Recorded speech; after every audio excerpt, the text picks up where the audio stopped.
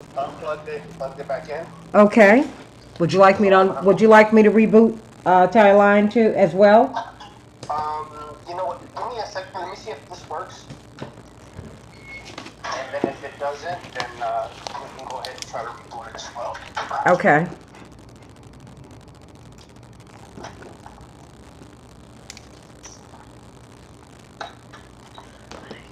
Testing 1 2 3. Testing 1 2 3. Now I can't hear anything. Now I cannot hear you. And did Testing 1 2 3. let me turn off my telephone. Okay. Okay. Can you hear me? No, you can't. Well, let me just stay right here until you can hear me.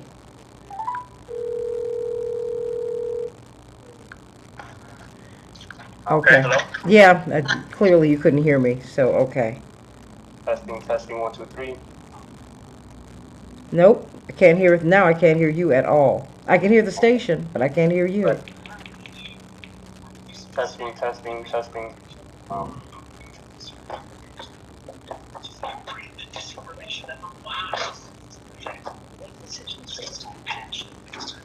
Testing. Now I can hear you. Can you hear me? No. No, Miss Jackson. No. Okay.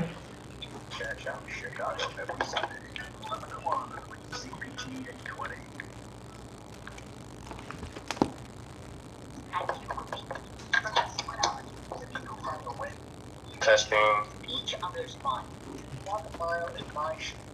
Yeah, Testing. I can hear. I can't. You can't hear me. As a real quick backup, let me see if we can do tie line 2. Okay, I'll try. I'll move on over here. Okay, I'm on tie line 2. Tie line 2, testing 1 2 3. I hear nothing. Testing 1 2 3, tie line 2. I hear nothing. Let me do this again. Sure. Testing 1 2 3. Testing. Okay. Hello. You can. Testing 1 2 3. Hello. I can hear you, Miss Jackson, on tie line 2. Yeah, but I can't hear you. Testing. I can't hear you.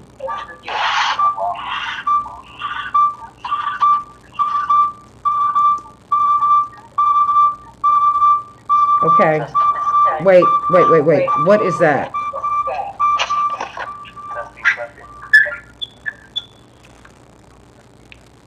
Tie line 2. Tie line 2, I can now hear the station. Can you hear me now? I can hear you on tie line 2. I can't hear you, but I can hear the station, and I can hear through the phone, I can hear that you can hear me. Testing. Nope. Not yet. So, Miss Jackson, what would you like to do? Well, I mean, we have to be heard, right? Yes. Because we cannot hear each other on tie line. I mean, your call is what? My call, as for now, I've reset the tie line here. You've reset it several times on your end. I can hear you, or you can hear me on tie line 1, but you can't hear me on tie line 2. Right. It's the opposite. So what I suggest, and just for today, go through the phones again. Mm-hmm. When Matt gets here on Tuesday, I'll escalate the issue, and I've also sent the emails out to everybody so they are aware as well. Okay. So on my end, I mean, I've done all I can do as far as. No, you've done everything. We can try it again. Let me. I need to make another phone call. I'm trying to get a guest. Okay. Because this for me to go through all this is right before we're going on there is just tough because it's crunch time for me. Okay. So we can try it again, and because I can now hear. Hold on. I can't hear on tie line 1, but I can hear on tie line 2. Wait a minute. Let me go off again. I'll just do that one more time. Testing. No, I'm off, hon. Okay.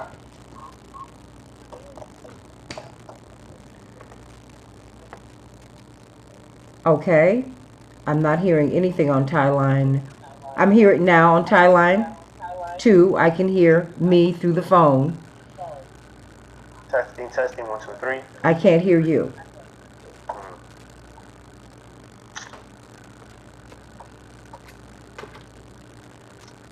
I can't hear you. So let me try and make this phone call, okay? Okay. All right, so you'll just call me. But in the meantime, get up past Patricia Dixon Williams, okay? Okay, we'll do. Thanks so much. Bye-bye. Sure.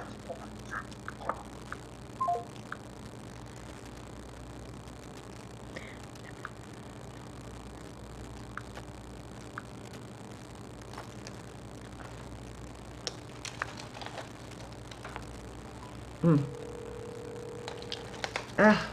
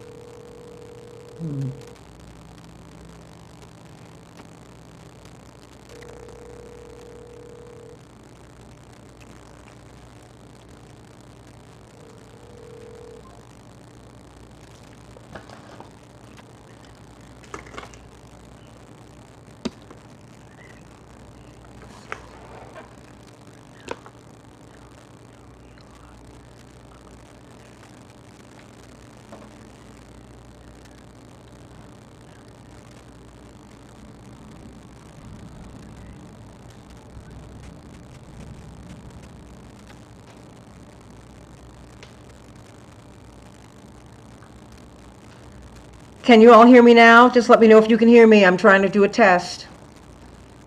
Okay? Let me know how's the sound. How is the sound?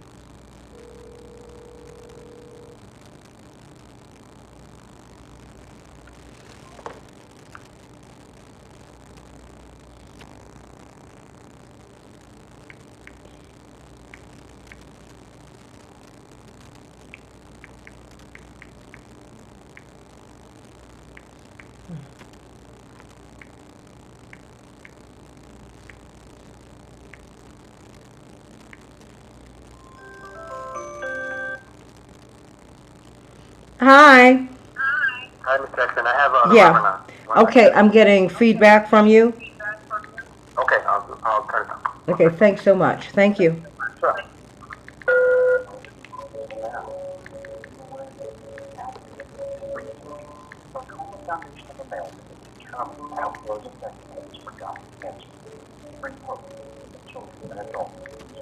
Ms. Jackson, can you hear me? Yeah, I can hear you. Reverend Williams, can you hear me? Yes. Okay. Okay.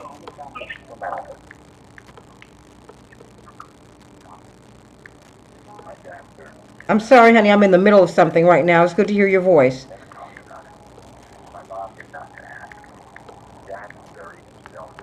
You too.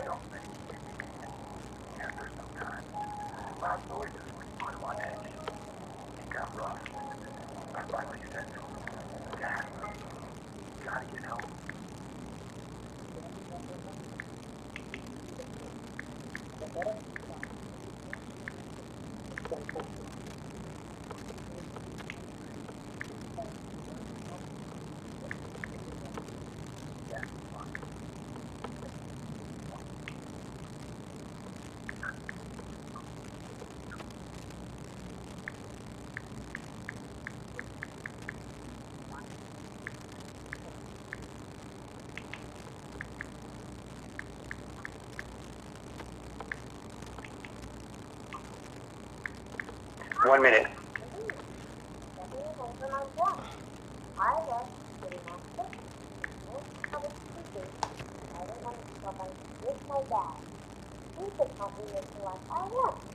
Help Rosita and other blind people by making a tax-deductible donation of your used car, truck, or almost anything with wheels to the National Federation of the Blind.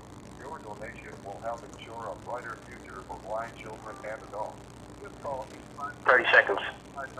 855-9314. That's 855-659-9314. Or visit carshelpingtheblind.org. That's carshelpingtheblind.org. We will arrange to have the donated vehicle picked up and provide you with a tax-deductible receipt. And if you know someone 10 seconds. that could use our help, email nfb@nfb. Stand by.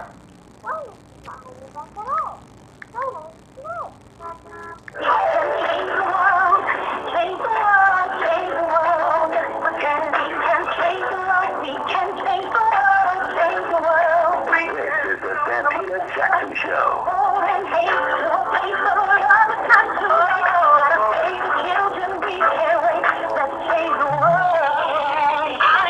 Hey everybody, welcome to the Santita Jackson Show. Getting a little bit of feedback. Let's calm that down. Hey everybody, welcome to the Santita Jackson Show. It's April 7th. Getting a lot of feedback, a lot of it. Let's calm that down.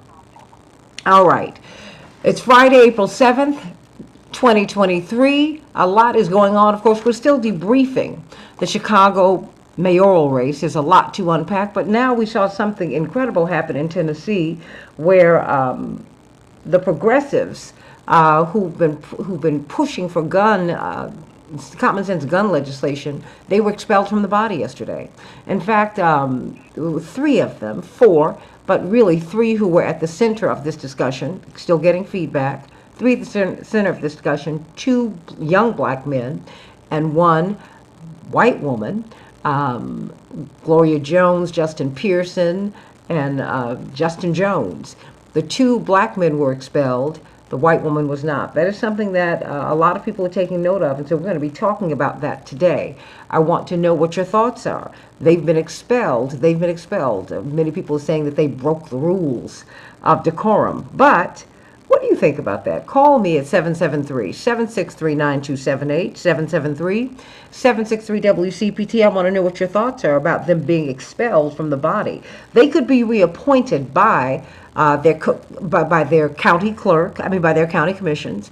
They could run for office again and win their seats back. But in the meantime, their two districts do not have representation.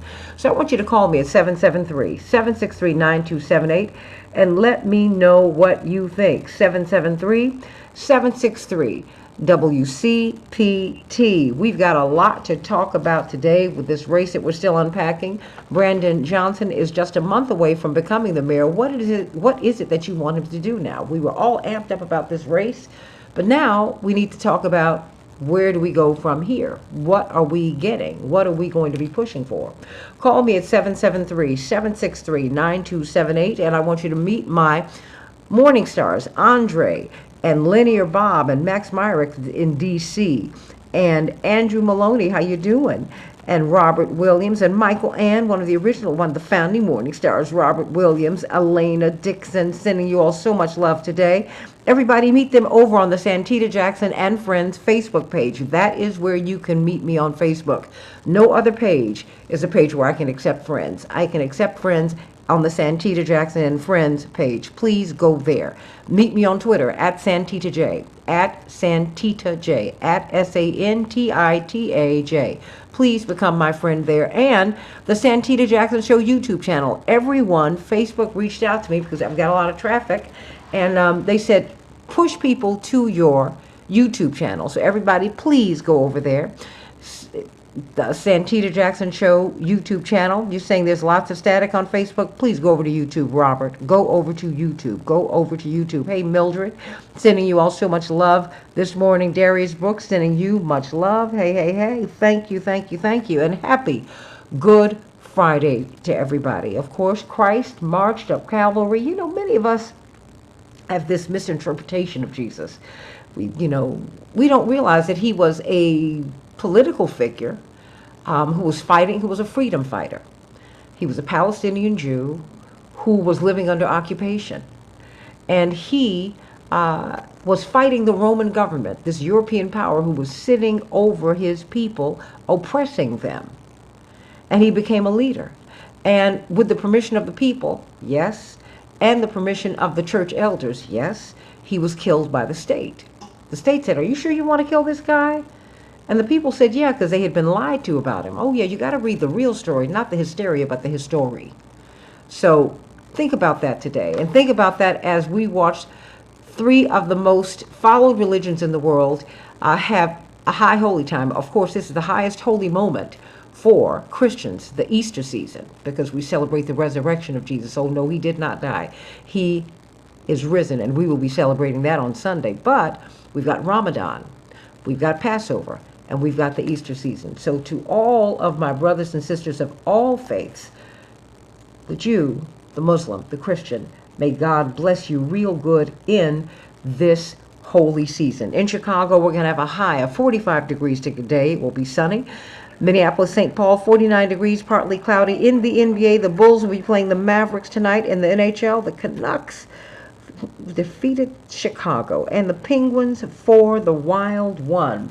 Fascism, full stop. That's what they're saying is what happened with the expulsion of these two black members of the Tennessee House of State Representatives. We'll be talking about that today. I want to know what you're thinking. They're saying it's a very dark day, if you will, for Tennessee. Many people are asking questions about Clarence Thomas, the right-wing justice they say should be impeached by the U.S. House in wake of the ProPublica reporting that exposed the judge's billionaire-funded luxury vacations. Did you know that there is no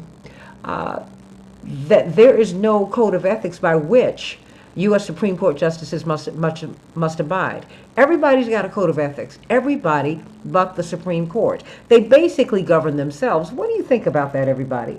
773-763-9278. 773-763-WCPT. Do you think that's right? Do you think that's right? Call me at 773-763-9278. And those are just some of the headlines as we think of the 15 million people who will be purged from the rolls from getting health care because of this Medicaid purge. There's so much that is going on, but I want to hear from you today. What about the expulsion of these two black men in Tennessee? What about, and Gloria Johnson, excuse me, who is the legislator, the white woman who was protesting with them. She had the bullhorn too. She said, "I think you understand what this is about. I'm a white woman. I was not expelled by one vote. I've been able to sit in this body, but the two young black men have been kicked out." I want you to call me at 773-763-9278, 773-763-9278. In the meantime, I have got, oh my goodness, Pastor Tisha Dixon Williams. I know that you have got some good news for us on this Good Friday. What a blessing it is to know that he is risen. How are you, my dear sister? I'm doing well. How are you? I am doing great on this Friday, April 7th, 2023. I just can't help but think of Reverend Dr. Martin Luther King, who was killed in the midst of this Easter season. I just can't help but think about him today. And all people who are living under the boot, all people, whether it's financial, spiritual, physical, whatever it is. I just know that the resurrection is waiting for you if you just hold on, everybody. God bless you. And what is the good news, Pastor Tisha Dixon Williams? Thank you. And that's what this season is all about. We want to get to resurrection, but we can't do that without first passing through Good Friday and understanding the salvific work that was done for those of us who are Christian believers on the cross. But I have a question today. Have you ever had an attitude? No, an attitude. So a head shaking, heavy breathing, teeth sucking, door slamming, cabinet banging, side eyeing, mumbling under your breath, "I wish somebody would," turn around and find out because today is not the day and I am not the one attitude. Have you ever had that kind of attitude? You know, sometimes our saltiness seemingly comes out of nowhere, whereas other times we are acutely aware of the source. Maybe a fleeting thought, an unexpected argument, You knew you should have stopped for gas the night before, or you hit your foot on the edge of that bed. You had your mouth set for milk and cereal. When you find out that the people in your house just left you a little swallow, you hit your head on the ceiling. The collection agency keeps calling, and McDonald's forgot to give you ketchup yet again. Have you ever had Oh. you on the line today? That everybody knows that any one of these moments can put you in a mood. And when approached by a loved one or a loathed one at the time, they further irritate you with this inquiry. Well, what's the matter with you? And in an effort to simply be left alone or in your feelings, you respond nothing. I'm all right.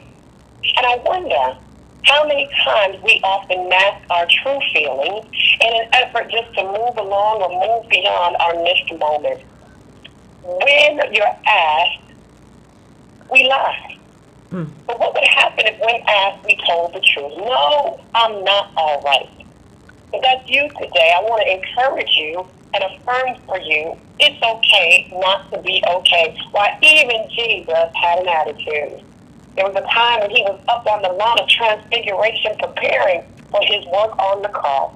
And as he comes down from the mountain in this glorious moment, he comes down to the base of the mountain to find a boy demon-possessed.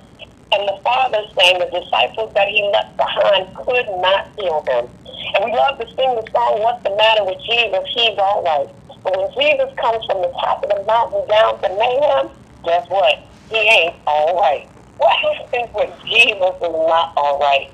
I want somebody to know today it's okay to say you're not okay. That means that your feelings and your emotions are valid. No matter what they are, being vulnerable and admitting where you are, how you're feeling, is okay. When we project that we are okay and we're really not, that really is scary. Long before the pandemic, we were proficient at wearing masks. Help me preach, Paul Lawrence Dunbar. He said, we wear the mask that grins and lies. It hides our cheeks and shades our eyes. The debt we pay to human guile. With torn and bleeding hearts we smile, and mouth with myriad subtleties. Why should the world be overwise and counting our fears and our sighs? Nay, let them only see us while we wear the mask. Is that you today? Are you wearing mask? What are you saying, Pastor? I'm saying that we would rather wear the mask than wrestle with what's the matter. It is okay to have a problem. Sometimes you just need the luxury of having a bad day. And with all that's going on in the world, I'm encouraging you guys to take off your mask and put on your real feelings. After all, this is Easter, not Halloween. Stop wearing the mask. Stop shading your attitude. If you're not feeling well, say so. If you're angry about something, say so. If you're confused, say so. If you're saddened, say so. Why? Because the word tells us, let the redeemed of the Lord say so. Those God has redeemed from trouble. You're in trouble. You're having a tough time. It's okay not to be okay. Every once in a while, it's okay to have an attitude. Even Jesus did. And that's the encouraging news. Have a great one. Oh, I love it. I love it. I love it. Didn't Jesus say, why have you forsaken me? What? Sure did. Talk about a tooth-sucking moment. We love to quote Psalm 23 about getting through the valley, but we never quote Psalm 22 about being forsaken. That's right. Very true. That's right. I mean, hey, I'm not you. I'm just saying, I watched Jesus go through as I read the whole story. And it was only when he forgave everybody and said, Father, forgive them. They don't know what they're doing. They have no idea. Then God said, okay, now you can come home because you really understand my children, my son. Right. Come on back. And now you have finished your human experience. And boy, oh boy, it's tough. That's right. It is tough. It's tough. It's tough. It's tough. But I want to thank you for all that you do and for all of the blessings that you bestow upon all of us. Not just on Fridays, but every day. How can we hear this glorious Easter sermon that I know that God is going to bless you to deliver? Yes, you can join us on YouTube at 11 a.m. Eastern Standard Time every Sunday. But we certainly would love you to tune in this Sunday for Resurrection Sunday. Okay, and how do we do? Where do we go? Pastor. Hello? Okay, where do we go? We're on YouTube. Oh, we're on Oh, yes. Facebook. YouTube and subscribe to the First Baptist Church of Bridgehampton YouTube page. All right. Send me a link so I can put it up because we want to do that. We want everybody to tune in so that they can be blessed. Sending you so much love. We have got Dr. Oh, absolutely. Jim, I'm going to be coming to you in a hot second, but let me go to Dr. Shanina Knighton, infection preventionist, PhD, registered nurse, as we are really wending our way through some very interesting times. You know, a friend of mine is participating. She is a psychiatrist, but she is with a consortium of physicians.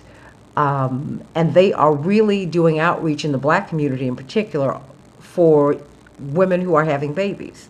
Because the maternal mortality rate in the United States for all women, black, white, brown, yellow, and red, is the worst in the Western world. But for black women in particular and indigenous women, I mean, increasingly it is getting harder and harder for us to have children. Why is the maternal mortality rate so high, particularly amongst the poor and especially amongst black women?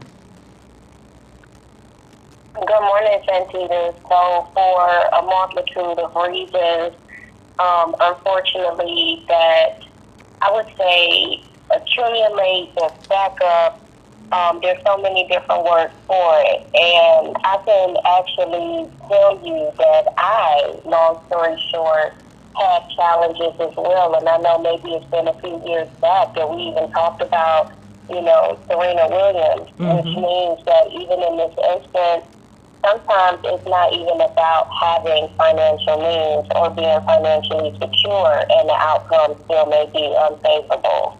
I can think back to when I had my son, and I will tell you, I was explaining, first of all, when you talk about, like, let's say, prenatal care, somewhere to go where someone's son is in your concerns, someone that doesn't understand that even before you may have a baby, the level of stress that is ensued, that comes upon women, specifically black women in general, there's factors that are not taken into account. So then when you do go, and so you're talking about the issues that maybe you're encountering, it ends up falling on deaf ears and individuals end up not listening. And so I had that happen to me multiple times, but specifically with my son, Santita, I'll never forget. So I literally told them that I was leaking amniotic fluid, okay, and had told them this, and I'll never forget, the midwife at that time was like, no, it's not. He literally was trying to invalidate, and I'm like, well, something's leaking and it's not normal, And so I then go in, and she's like, well, if I see the crystal red ferns up under the microscope, then I'll confirm whether or not it's that. But she was very nasty about it. Sure enough, she comes back and then determines that they need to keep me because I'm leaking amniotic fluid. So that's the first red flag. Second red flag is, long story short, and this is being transparent here, I ended up having to have a cesarean after being in labor for 37 hours, okay? And then after I had that cesarean, I, long story short, told them that I was in excruciating pain. It wasn't until the next morning, because they had ignored me, that they come in to find out the epidural needle was out of my back. So imagine being cut, and long story short, you having no one to listen to you to say that you're in pain because they think you're drug seeking. So I know that this is only a brief part of the conversation and one to be continued, but that is an example of it does not matter whether you are in healthcare, whether you are not. At that time, I was not. However, it shows that we need, unfortunately, better people to listen to us, and sometimes our requests may not be heard. Hey, everybody. There are studies that have shown that many physicians feel that black people don't feel pain as profoundly as white patients. So we're under-medicated. When we are in pain, we're not given the pain meds that white patients are given. And Serena Williams, as you said, Dr. Shanina Knighton, hey, Dr. Nina is her handle. One of the best conditioned athletes in the world, who has had troublesome issues with blood clots. She said, I feel a blood clot coming. her team, her medical team, did not pay attention to her. And she felt it coming, felt it coming, felt it coming, and they finally listened to her, but she was literally knocking on death's door. She almost died delivering her baby. I mean, having her baby. Just think about that. Think about it. So I'm going to bring on Dr. Helen Gardner and some of these doctors next week, and I hope you can join us, Dr. Knighton, so that we can talk about what we can do to save our mothers so that we can save the children. How about that? Let's talk about what happened to these three state legislators. Indeed, these are state legislators in Tennessee who have vowed to send fewer people to jail. So perhaps their expulsion is about something more than what they did on the megaphone, blah, blah, blah. I mean, these people aren't trying to expel anyone who supported people who tried to overthrow the election of 2020. Not trying to do that at all. But how dare they admonish these young men? That's what they've done. That's what they've done. So I want to know what you're thinking. They have been, they were not just admonished, they weren't censured. They were expelled from the body. So you have 2 districts in Tennessee that do not have representation. Think about that, everybody. Think about it. They were expelled from the body. Their white female colleague who did the same thing, she has kept her seat. Just by 1 vote, but she's kept her seat. Think about that. She said, think about it. She said, think about it. She said, think about it. You think about that, everybody, and I want to hear from you. Jim, we're going to come to you as soon as we get back on the Santita Jackson Show. Go to the Santita Jackson Show YouTube channel, everybody. I need you to get on over there. Back in just a minute on WCPT, the nation's largest progressive talk radio station.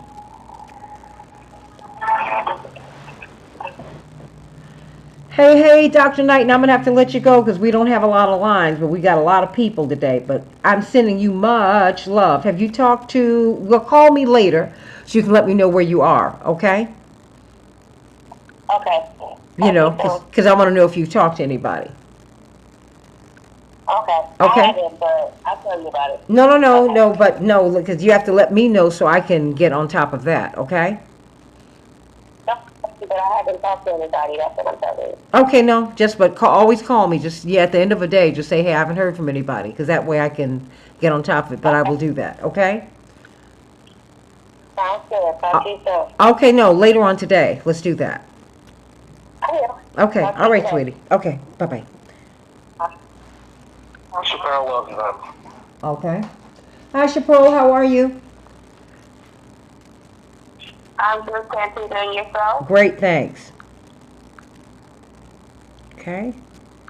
Okay, say great. Okay, I need to make a quick phone call. Alex, I need to make a quick phone call.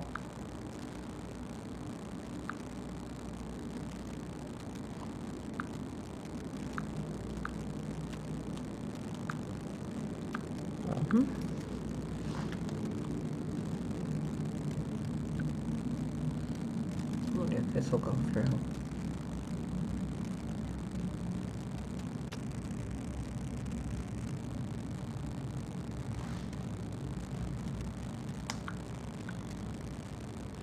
Alex?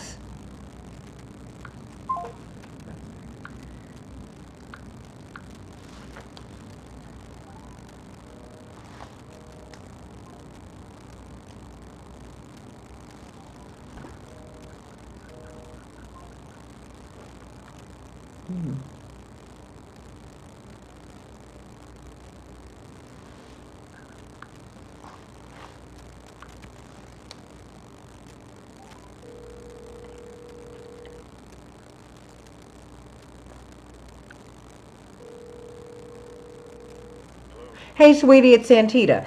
Hey, sweetie, read my text. Read my text, because part of the reason I want them here is because this station is owned by Fred Eichner, who just got the National Medal of Arts from President Biden. He's one of the top 5 donors to the Democratic Party. He listens to the show every day. Okay, so I need you to get on. I need you to get one of them on, even if it's just for a couple of minutes, because people are very interested in this. But it will help them, because this is not WVON. I love WVON. That's where I started.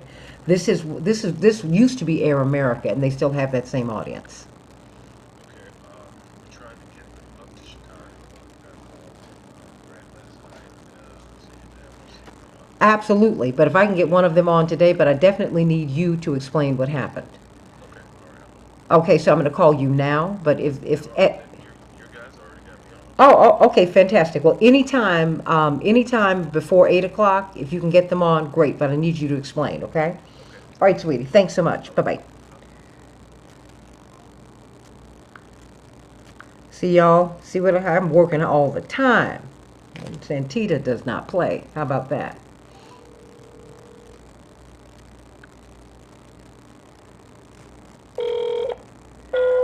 Okay, I'm back. Okay. Okay. I'm still calling your callers, but Dwight McKee is on, Joseph Kyles is on, and Chappelle Wilson. That's perfectly. That's great. That's who. Those are the two. I need Joseph and I need Dwight. Okay. Okay. Bye-bye. Thank you so much, honey.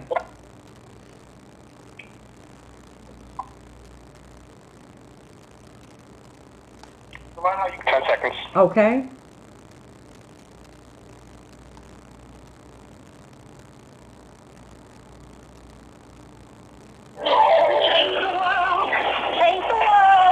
Hey, Hannah. This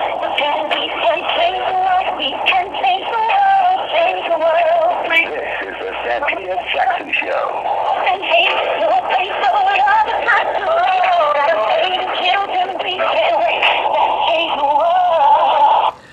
Hey, everybody. Hey. Welcome to the Santita Jackson Show. Let's talk about these expulsions. That is, these expulsions in Tennessee of these lawmakers who want common sense and need common sense gun laws. Indeed, their constituents demanded that after the killings at the Christian school just a week ago.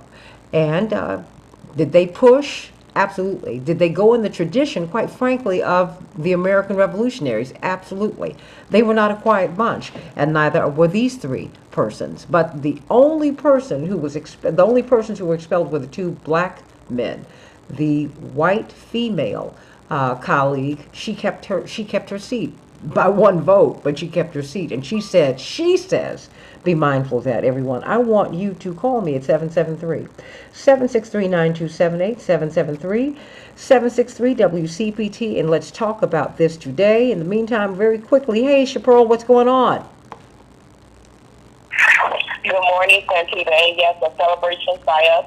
We are gearing up for the holiday season. You know, this weekend is Easter, so we're getting in our final orders for our dressing, our mac and cheese, our lobster chili, as well as also our sweets, our peach cobbler, as well as also our banana pudding. So don't hesitate to give us a call, 708-526-4546, 708-526-4546. We're also putting together your prom packages that include your table setup, as well as also your custom balloon arches and your sweet table. So call us at 708-526-4546, 708-526-4546. We look forward to serving you. Thank you so much, Santita. And happy Easter to you, Chaparral. Sending you so much love. We're going to talk about what happened in Tennessee. We saw two young men, former state representatives, Justin Jones and Justin Pearson. They have been expelled from the body. That is, they are no longer state representatives, and their districts no longer have representation. Now, they could be reappointed by their county commissions. They can also win re-election, but in the meantime, their Republican colleagues pushed them out. It was on a partisan vote. So we want to know what you think about all of this.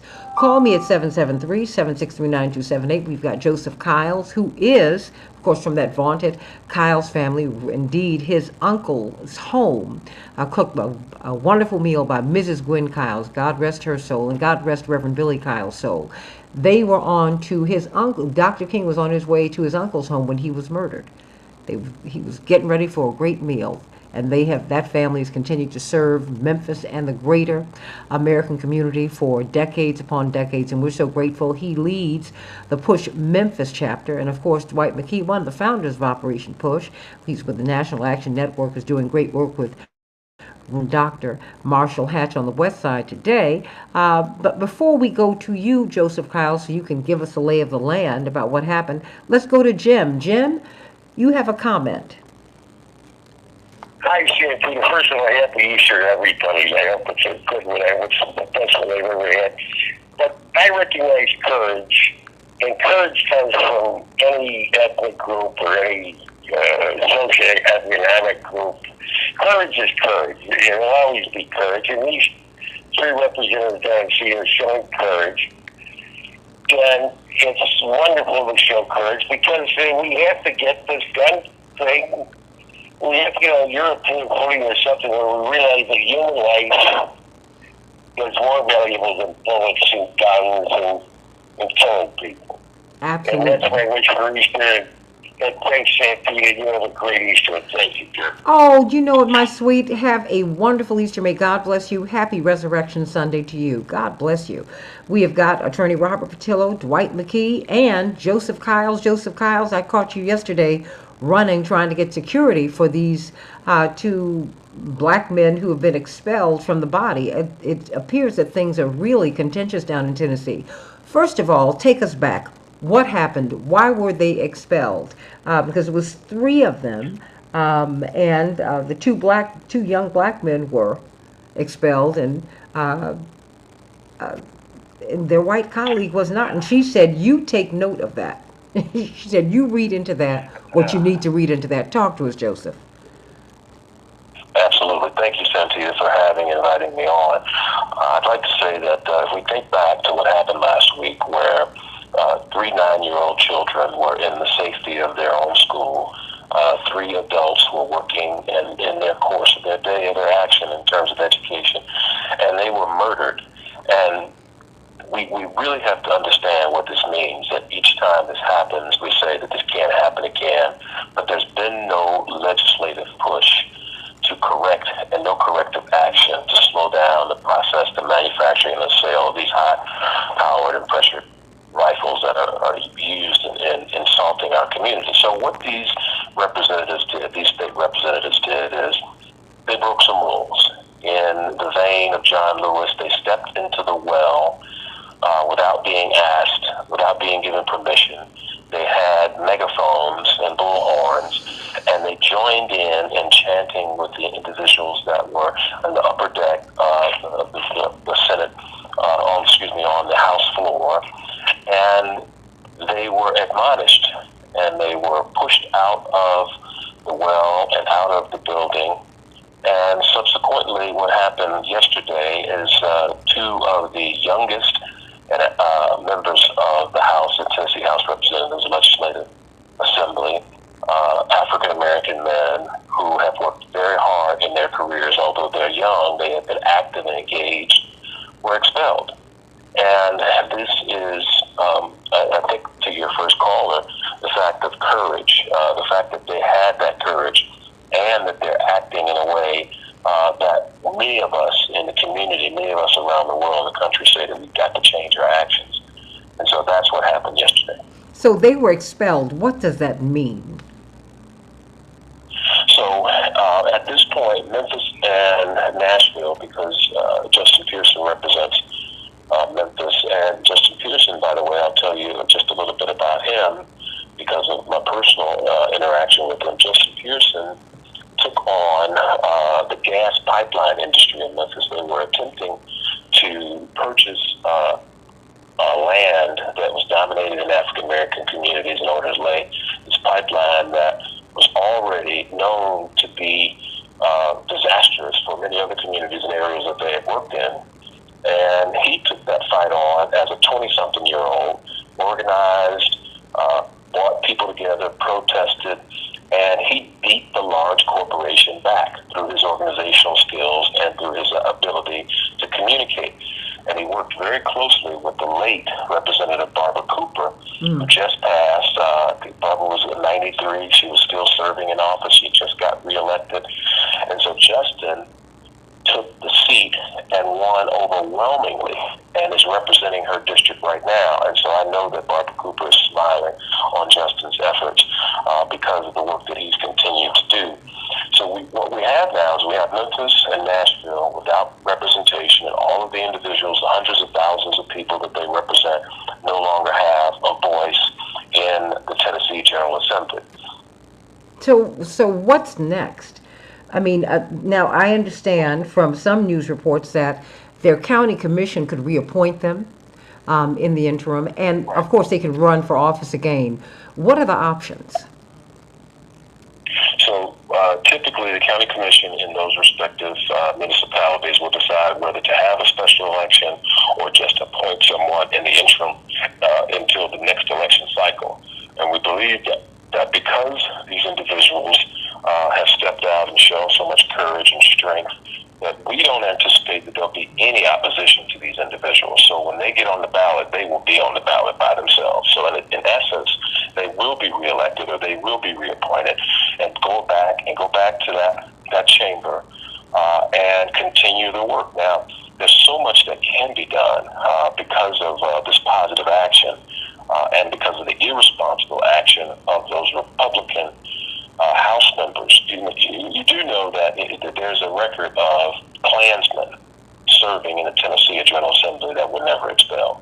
You do know that there's a record of individuals that have created protest on the House floor that have urinated on tables and chairs. You do know that Wait, no. Say that one more time. They did what? Urinated on tables and chairs on the House floor that were never expelled. Klansmen that were members of the Tennessee General Assembly that were never expelled. An individual that was accused of sexual misconduct, things of that nature. It goes so far back. And I'm glad that you brought up the fact that the one state representative, the Caucasian female, who was in solidarity with the two African American males, she narrowly escaped expulsion by one vote. It takes 67 votes, and I believe there were 2 votes, 66 votes, and there were only 65 cast to expel her. But the other two young men, the African American men, who are representing their communities extremely well, showing courage and showing faith. And I would just say to your listeners, if we would just lift up their names in a word of prayer and cover them, because this is some very difficult and dangerous work. And when you talk about taking on the industry, gun manufacturing, and the violence and the profiteering that goes along with it, we need to cover them in prayer. Well, and the oil pipeline, because they're taking on the corporatocracy. And while we are looking at what happened with the killings at the school, losing these 3 wonderful adults who were shielding these children and these 3 9-year-olds, these are 2 young men who don't want to incarcerate. They want to educate. These are 2 young men who are facing down the corporatocracy. And the corporatocracy, yes, it's racism, it's fascism, I get it. But when you face down the corporatocracy, you get taken out. Ask John Kennedy. You just keep on going with this thing. I mean, this is where we, when Dwight McKee was talking about this election that we had in Chicago, that it goes beyond color, it's about ideology. I mean, the fact is, that's why Bernie Sanders isn't president. If Bernie Sanders would sell out poor people, he could be president. Yeah, I said it, and I'll add more to it before I'll take anything away. But if you want to stand up for the least of these, and we're saying this in this resurrection season, this is what happens to you. But that's all right. Because every setback sets you up for a comeback. So what's next? I think that, well, first of all, I've reached out to both the representatives. Hopefully they could be a guest on your show this morning before you're off the air. But as we move forward, Monday will be a new day, and it's interesting that this is happening during the weekend of Easter because you mentioned resurrection. You're going to have some harsh realities in how that they deal with individuals who are speaking up and who are not afraid. So there will be decisions made at the state level since they've cast the ballots to expel these two state representatives, and now the counties are going to have to decide how quickly will they reappoint them, or will it be a special election within 90 days? But more importantly, we need to be organizing behind this right now and taking this effort, to garnish the national media. If you understand, you do understand what that means.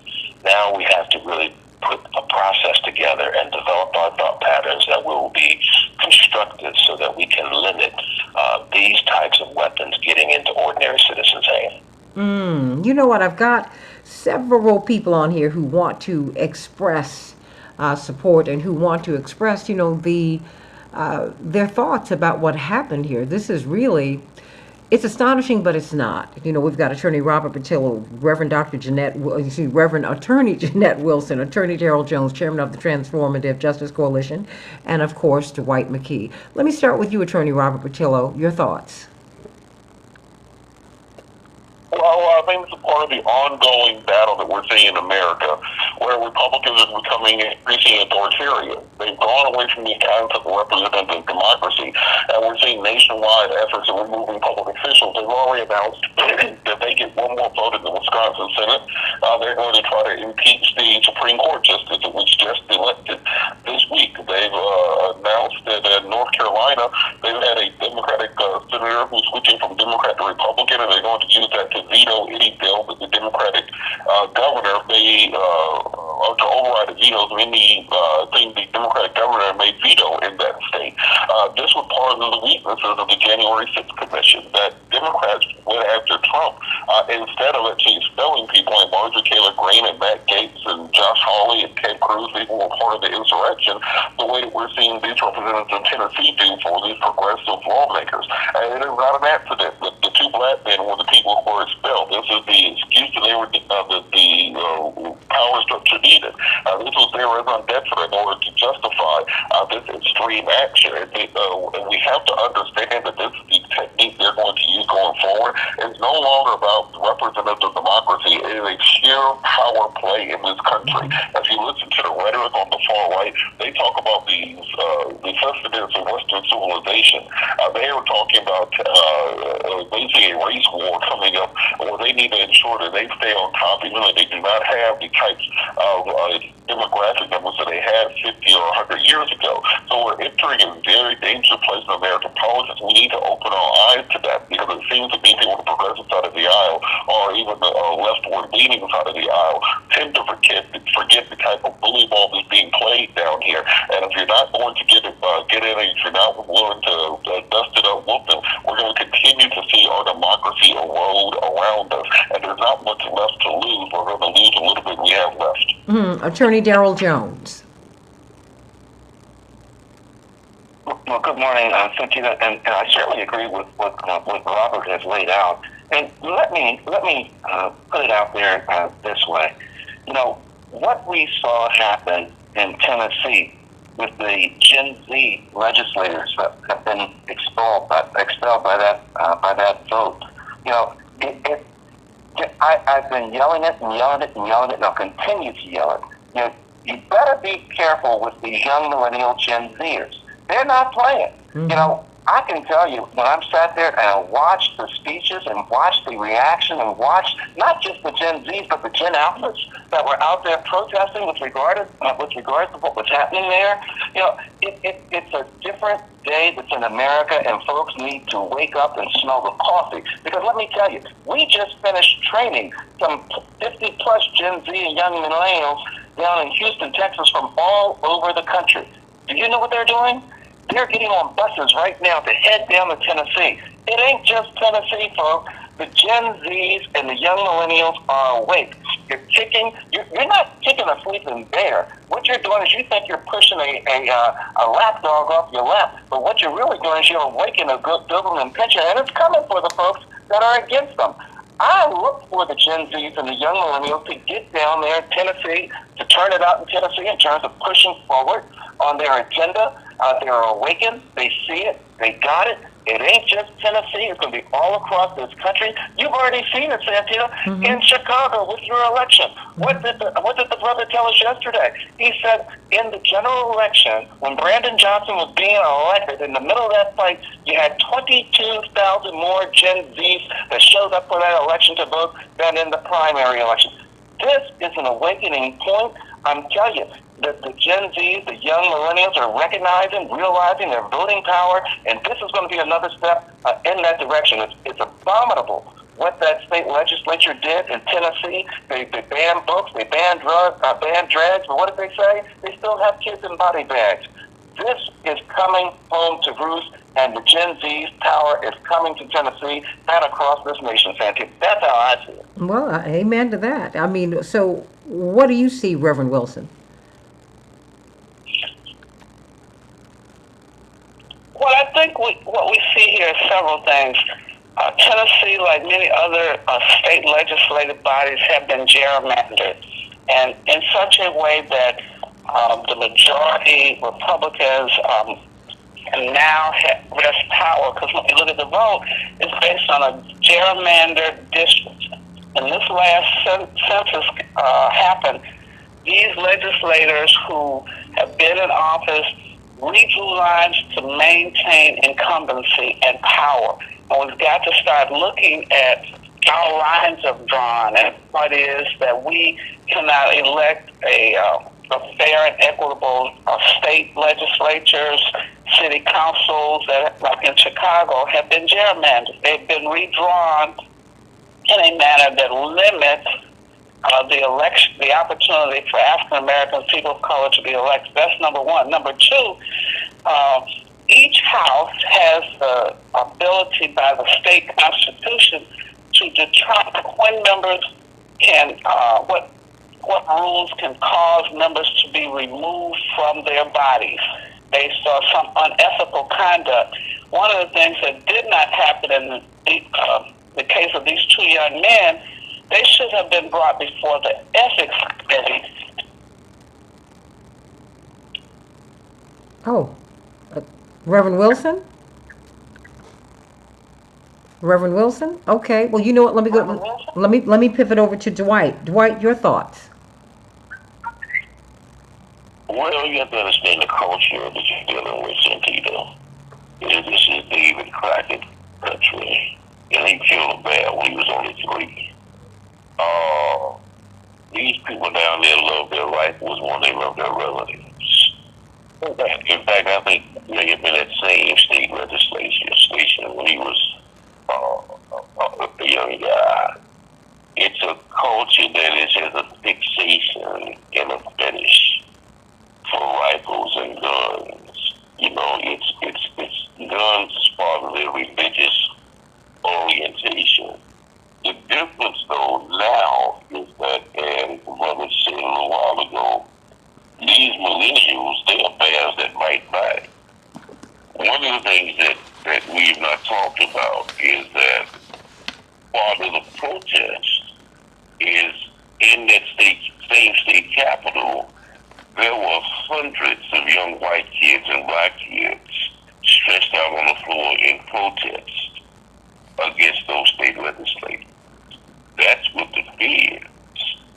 The brother said they got busloads of people heading into Nashville to go to the Capitol to express themselves.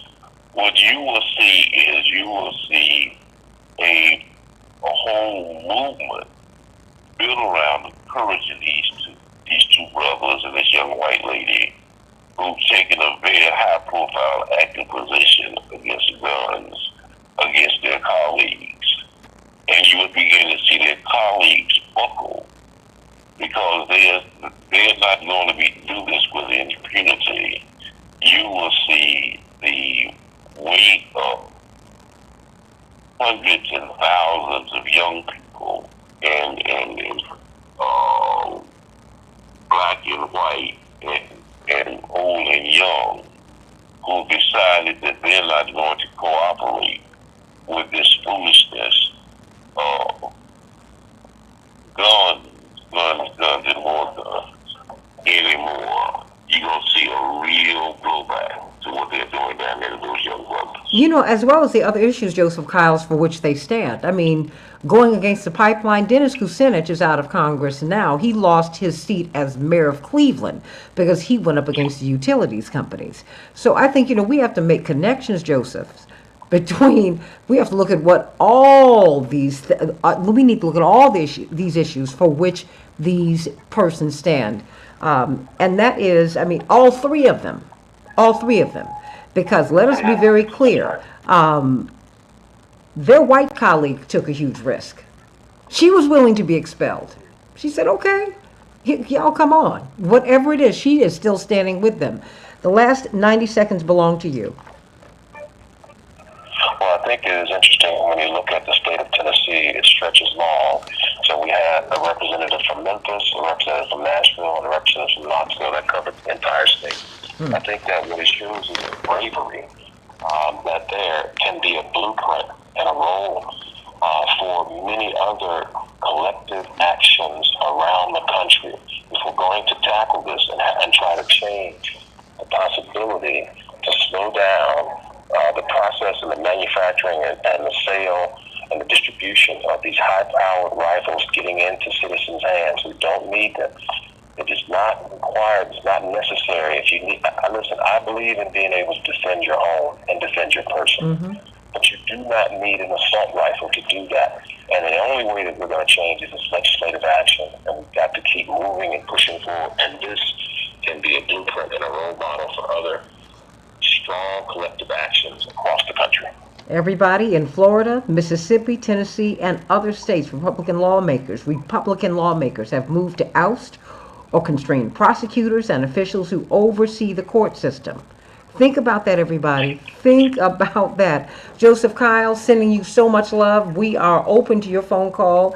Anytime you can get anyone today, but we're trying to get them to Chicago, of course. And, of course, we hope to have you all on Keep Hope Alive on Sunday. Sending you so much love today. Everybody, call us at 773-763-9278. We've got you back. Reverend Wilson will get your thoughts on the other side of the break. And then Max Wolf will be joining us at the bottom of the next hour. Back with more of the Santita Jackson Show. Share on YouTube, the Santita Jackson Show YouTube channel. And please go to the Santita Jackson and Friends page and meet me on Twitter at Santita J. Back with more of the Santita Jackson Show on the nation's largest progressive talk radio station, WCPT 820 and AM 950 Radio, the voice of progressive Minnesota. Back in a minute. Yes, brother. House? Yes, sir. Cal? Yeah, yes, sir. My cousin down there. You know my cousin down there. She said you all are good friends. Tabitha, she sings Church Garden. Yeah. Yeah, absolutely. How's she doing? Yes, she's doing good. She thinks so highly of you. Well, I think the same of her. She's a wonderful person. Got a beautiful voice. I think Kyle's is a wonderful man. He's always out on the right side of history. Thank you, Reverend. I appreciate that. And you know, as I was born in Tennessee, so I understand. And I am so proud of these young men. I'm proud of them, and I'm proud of their white female colleague too, because they didn't have to stand together. Yeah. You know, I mean, and I'm so glad that they have stood together. You know. Yeah. Well, we're working on getting them. Oh, you are, Rev? Okay. Well, we're working to get them up to Chicago on Friday, and then have some sort of luncheon or something, and then they'd be available for the Saturday push. So we're working on that now. Okay, that's wonderful. Yeah. That's wonderful. Well, Joseph. Home Middle Baptist Church, Ebenezer Baptist Church. Ebenezer, yeah, absolutely. Do you get home much? Every now and then. I'm from a Rainey family down there. So the next time you're in school, I'm gonna look for you. My mother was a schoolmate of Billy's. They were very close. Oh, okay. Well, that is beautiful. We're all connected, and we're still in the struggle. I love it. And you sound just like the one. Dr. Wolf is on. Just like the one. You know, just like the one. Boy, we used to have some fun down there. Jeanette. Yes, sir. Tell me sounds just like Dwayne, Jeanette. Pardon me? Tell me sounds just like Dwayne. Yes, he does. That's why I get confused. You get confused when you talk to her because you don't know if you're talking to Dwayne, Smooth Dwayne, or Joseph. I consider that a compliment. The Reverend Billy Kyle, yeah, that's what. Well, I got to congratulate all of you all on this election because this was tremendous to see a school teacher and an elected official with that kind of background take on machine. You all stood strong. I saw all those other elected officials who were pushing for balance. So that is that's a major earth stone moving moment. So thank you all for the work that you continue to do. Thank you. Sending you so much love. Thank you so much. Thank you. And hey, Johnny Diggs, he's from Tennessee. Hey, Johnny. Hey, Johnny, you should call in and let us know what you're thinking, everybody. So call me, everybody, at 773-763-9278, 773-763-WCPT. Johnny Diggs is sending you much love, brotherly love today. He said, keep the faith, Joseph. So there you go. He's up here doing big things in Chicago. And we're not letting him come back to Memphis. Thank you. No, he cannot. Yeah, no, y'all got you got Reverend Kyles and all y'all, so that's enough. And then you got Larry Shaw. I know, that's enough. That's enough. That's enough. Sending you so much love. But now do you have to go right now? I certainly understand that you're in the midst of everything. Yeah, let me go because I want to get them on the line. So I'm gonna drop and let me do some work, get them back on the line. Okay, all right, hon. All right. Okay, bye-bye. All right, everybody. So stand by. We're going to do this very quickly. Yep. Did that. Okay. All right. So I've got that. Okay. But you all can talk while we're here on the Alex. Yes, Ms. Jackson. Mr. Kyles is going to try to get one or two of the state representatives from Tennessee on. So I don't know if does he have a call-in number or what would need to happen? If he can send me the number, I can give him a call. You call him and just ask if you could just work out how you all could could you choreograph that for me? Yes, ma'am. Okay, thank you so much. Thank you. Everybody, send Alex a lot of love today. He is doing such a fantastic job. Such a fantastic job. And it is not easy. Ooh-wee.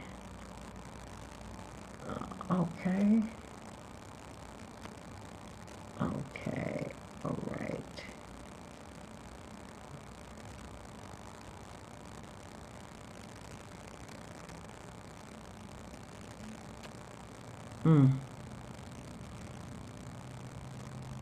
Okay. So, where do you all think this is going? Oh, you see this Lance Reddick. Do you remember him from John Wick? Really handsome black actor who was always playing these military roles. And he died suddenly just a few weeks ago. Did you all see that? He was in John Wick. He was in these big franchise movies. And his wife found him unresponsive. And now his people, they're saying that he died of coronary artery disease, and his people are disputing that. They're like, no, he was the fittest guy you ever knew, so please. His lawyer is disputing his cause of death. They said Lance was the most physically fit person I've ever known. Ate as if a dietitian was monitoring his every meal. Whew, it's a lot. Wow. Okay. Okay, everyone, just make sure you're not on speaker. Make sure that you're on your phone. Okay? Thank you so much. Okay. Stand by. All right.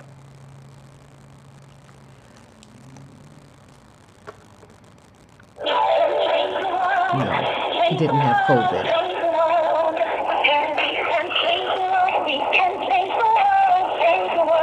This is the Santita Jackson Show.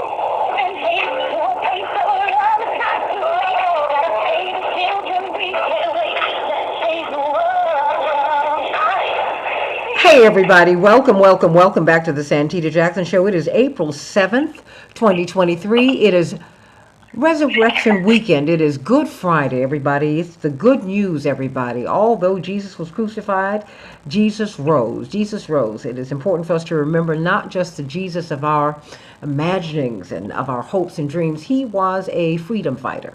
He was a political figure. His faith made him political. His faith made him fight as a minority, as an oppressed minority, as a member of an occupied group in an occupied land. His, his faith made him active, and his faith made the establishment church come after him. It made the state come after him, and the state killed him with the permission of the people. Think about that, everybody. He was a Palestinian Jew living under Roman occupation. Do not ever forget that. He died within a context, but he also rose. And we send all of our love to our Jewish brothers and sisters as they celebrate Passover, our Muslim brothers and sisters as they celebrate Ramadan.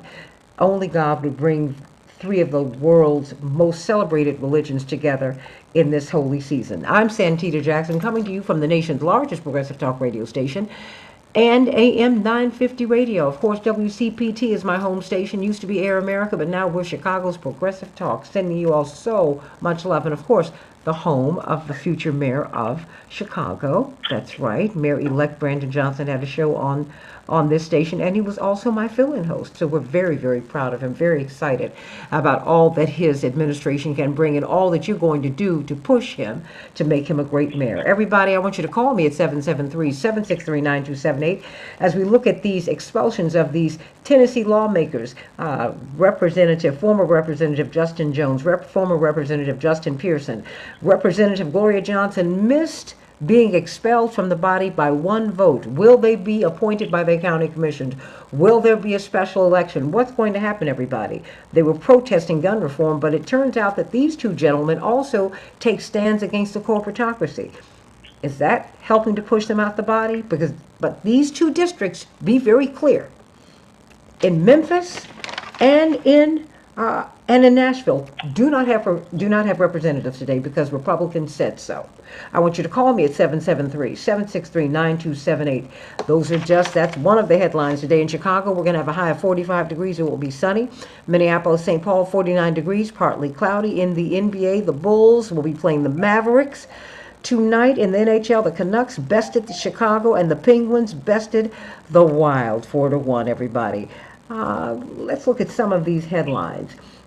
Title IX, the Biden administration on Thursday proposed a rule change for transgender student athletes that allows for schools to enforce some restrictions, but opposes categorical bans. According to public notice from the U.S. Department of Education, quote, the proposed rule would establish that policies violate Title IX when they categorically ban transgender students from participating on sports teams consistent with their gender identity just because of who they are. According to this public notice, the proposed rule change comes as GOP-led states across the country continue to push a variety of anti-trans measures. We've got to talk about that next week because I don't think it's as simple as Republican-Democrat. What do you think, everybody?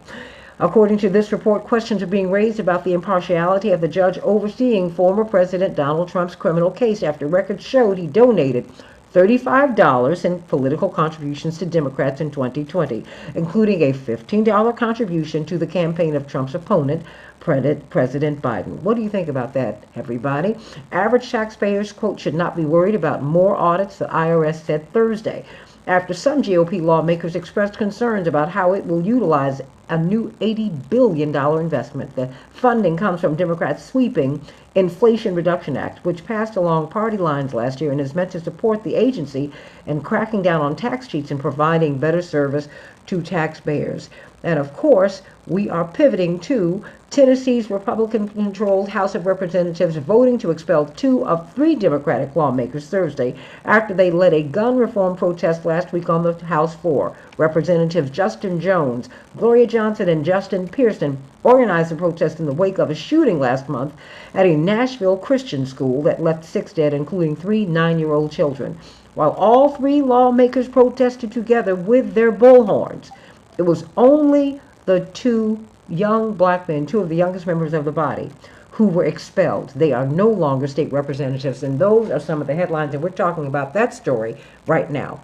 Call us at 773 763-9278, 773-763-WCPT. I want you to call me right now. I'm going to have to let a couple of my guests go because we need to get some of these phone lines open. I keep losing phone lines, and it breaks my heart. But Reverend Wilson, you were cut off on the other side because technical glitches with the phones. Your observations about this particular issue?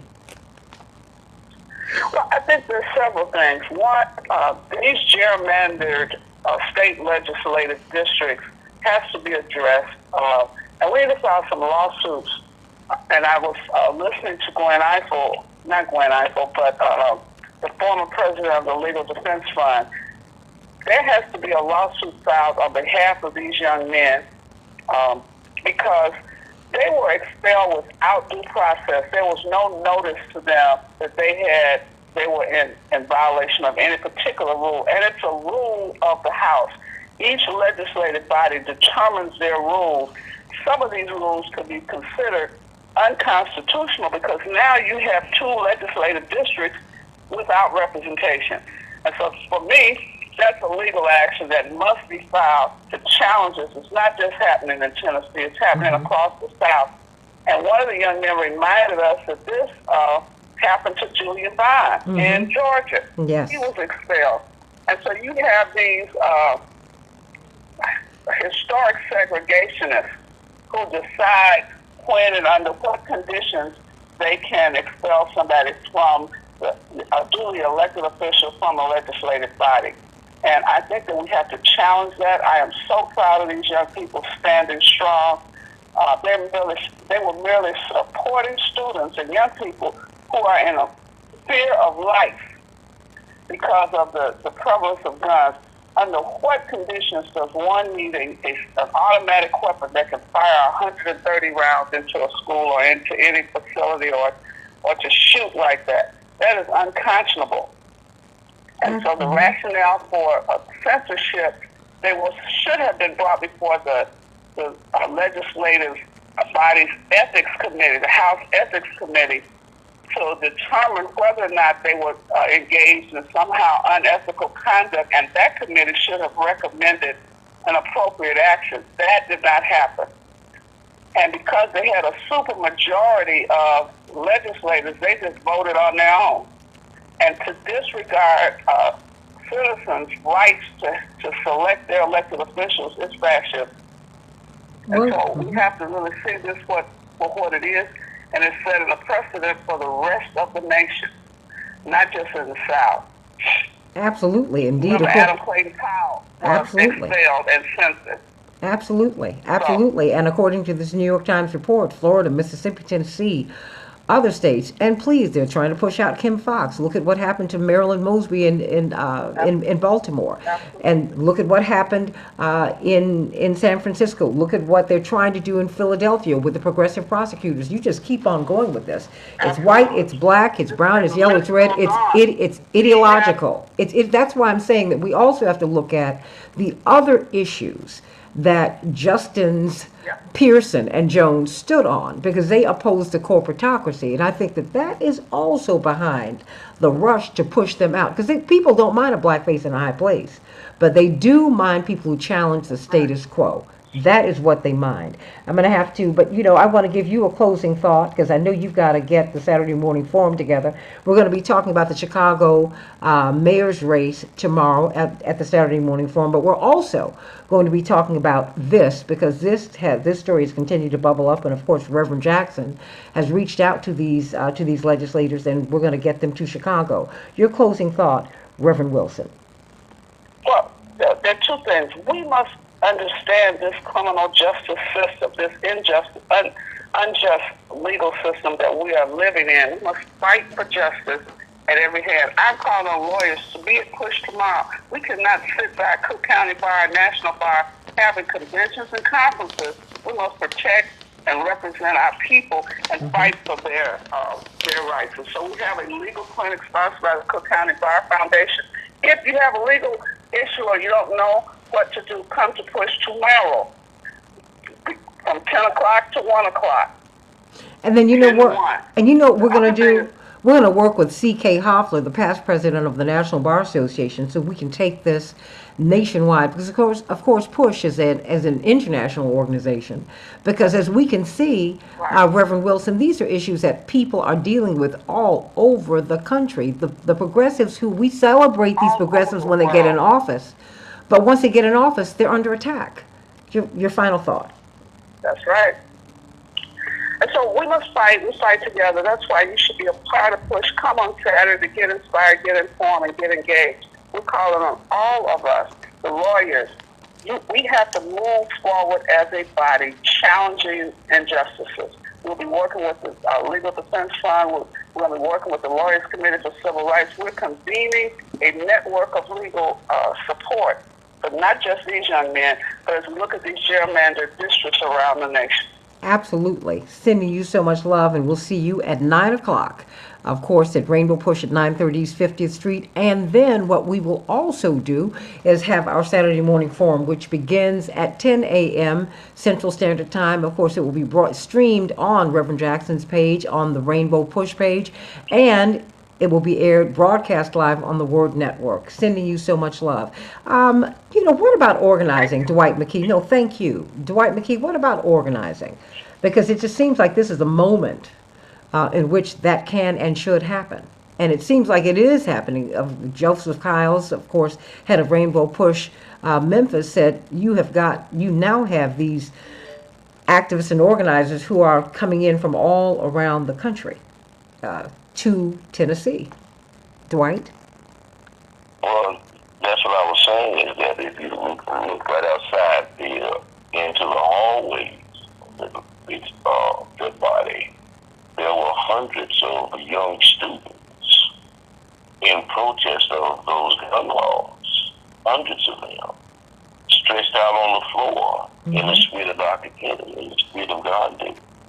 When you look at what happened in the election this week in Chicago, the marvelous difference was young millennials who are politically conscious, and contrary to the wishes of the Republican Party, they consider themselves woke, and they're unwilling to go back into hibernation.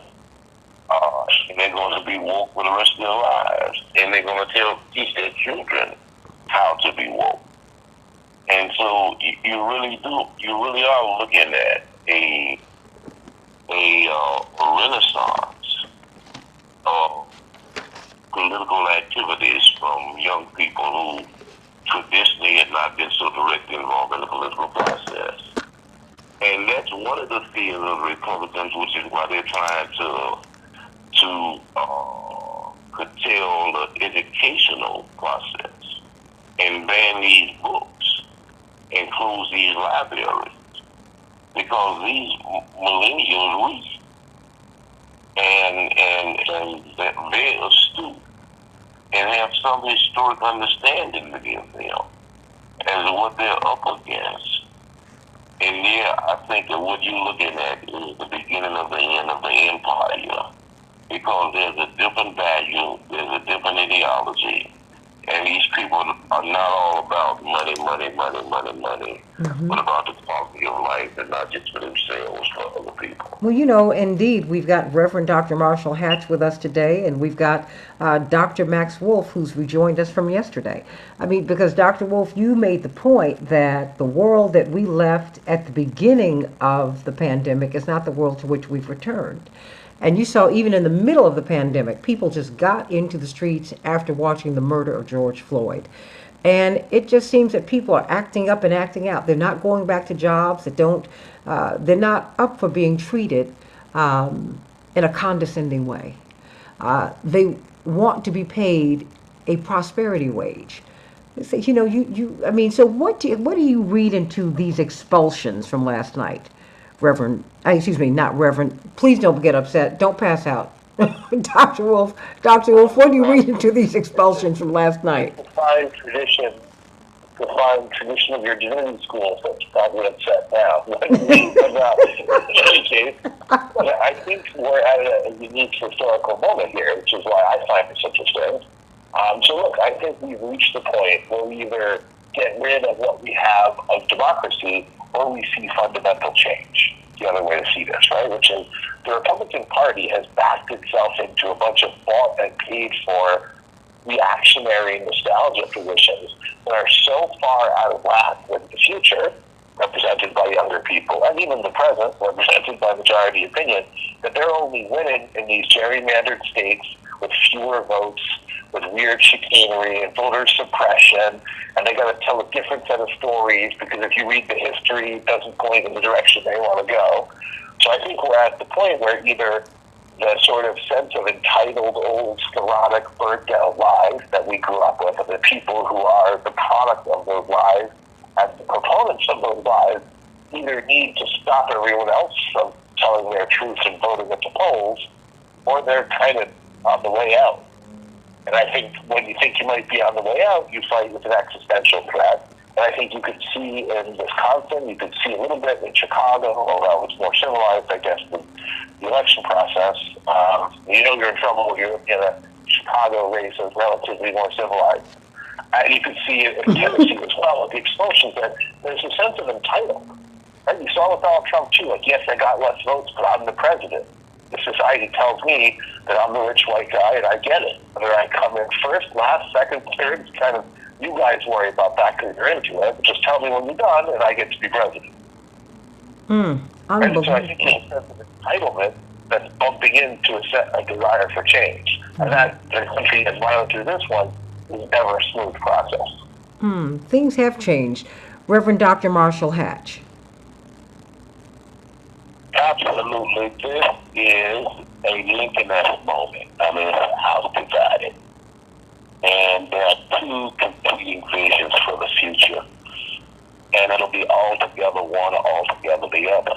So will it be either a multiracial democracy, diverse, a liberal democracy with everybody in that aspirational ideal of America as a place for everybody to realize their human potential, or will balkanize and become a grotesque kind of old South African apartheid system where a minority tries to rig a system and maintain power against a burgeoning majority, which has a very bad end to it. And so we're going to either have a civil war or uncivil war. And we're hopeful that with the new generation that it'll give this country a chance to fulfill a destiny that is absolutely more positive than the nightmare of a balkanized America. Daryl Jones, what are the legal remedies for this? I mean, you just heard Reverend Jeanette Wilson. I mean, she's talking about these gerrymandered states, which goes right into your wheelhouse on voting. But civil rights, I mean, what are I mean, there are no legal protections, and you just see what so much is being revealed about this system. There is no code of ethics mandating the behavior of the U.S. Supreme Court justices. I mean, it's just insane. It's insane. I mean, and Joseph Kyle said that there are people who have urinated on the desks and the tables and the chairs in that body, and they've not been expelled. There is someone who has been accused of serious sexual misconduct, serious, against the most vulnerable. He's still there. What? What is this? No, Santita, you're right on it. It's what we call selective prosecution, selective enforcement, because, if they were really looking, if the state of Tennessee and the Tennessee legislature was really looking for ways to expel members of their body, they would be able to do it, with the FBI investigations that are going on with some of the members there, with the other issues that we've heard of, that are really substantive with regards to sexual allegations that have been made with one member that's still pending there. They're really deep substantive pieces that are there that if they wanted to expel them, they can. But what they're displaying is their selective prosecution, that is their selective enforcement of their laws, and they're trying to show that, regardless of where you think you are, you young black millennial, you young black Gen Z delegate, representative, we'll put you in your place because we got something that we can use against you. So that's part of what you're seeing. What's going to be interesting, though, and what I think is going to happen, is you're going to see organizations that are rallying, the ACLU and everyone else is going to be rallying to file, and we've heard, when I will talk about, to file a complaint against the legislative body there, the Speaker of the House there in Tennessee, because it's an abridgment, not only an abridgment of the First Amendment right that you see happening there, but what you see in real time was the suppression of some at least 150,000 voters. Because it was at least 150,000 Tennessee voters that voted for Justin Jones and voted for Justin Pearson combined. And so you're seeing their votes being taken away, saying that your vote doesn't matter, your voice doesn't matter. We're getting rid of the delegates, the elected peoples, the voice heads that you put in place. We're getting rid of that. That's got to be unconstitutional, and that's the reason why you're going to see legal action that's going to be taken on behalf of these young brothers to have their voice protected, and not just their voice protected, because they recognize that they represent a much larger voice that has been sent to the state house to serve in that purpose. So that's what I look to be happening on the legal side. And with regards to whether or not they're reseated and whether or not they have to stand for a special election, I'm hoping that they hold off on that just a little bit to get the suit filed, so we can start getting people under oath with regards to what happened there, and those opposing legislatures, get them on record. Start forcing the narrative, forcing the story, force what was happening in Tennessee, because what happened in Tennessee is what we're going to see in Florida, what we're going to see in Georgia, what we're going to see in Mississippi, what we're going to see in Louisiana. That's what we've got to be certain happens on this piece, as I see it, Santita. And in Chicago too, and in Detroit. This is and Philadelphia and San Francisco. This is everywhere. Back with more of the Santita Jackson Show on the nation's largest progressive talk radio station, WCPT, 820 and AM 950 radio. Back in just a moment. Whew. This is a lot. Well, you know what, everybody? We're on Facebook Live. Keep talking. What do you think? Okay, what's next? Y'all, what's next? And then Reverend Hatch, I need you to, for the last 2 or 3 minutes, to close us out for Good Friday. Jesus was a revolutionary and all of that. Let's get beyond the hysterical Jesus to get to the historical one. Right?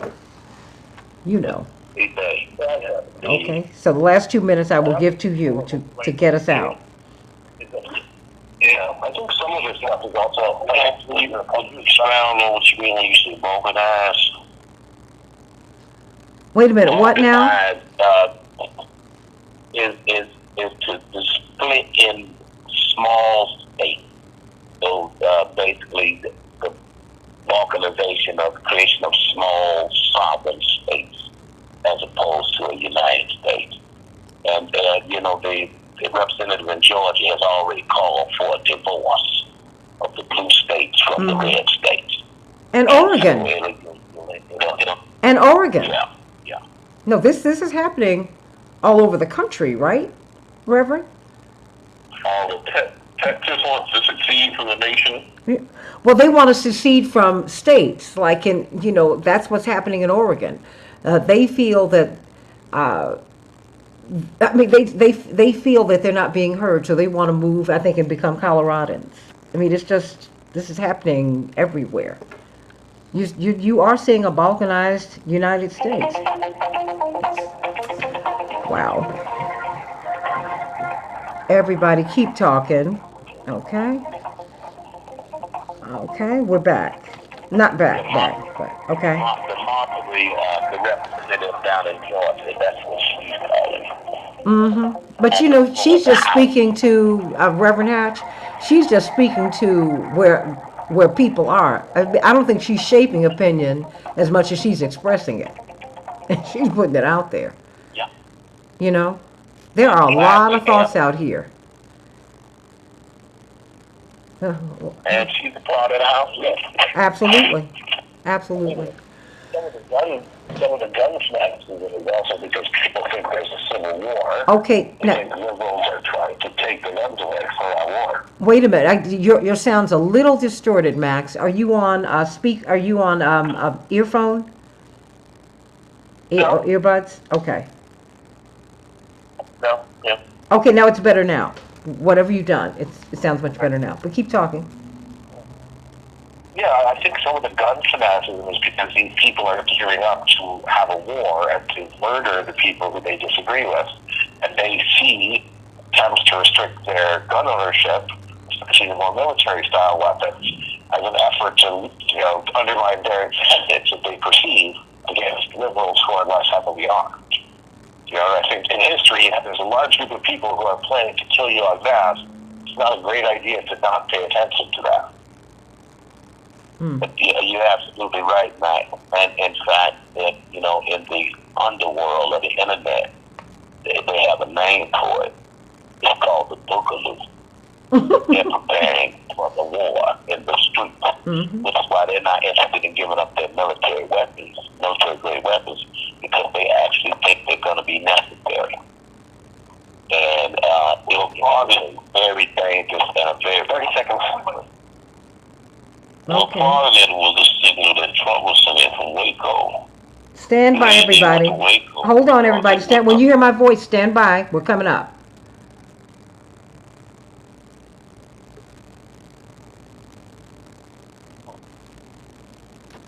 Seconds. Thank you. Stand by.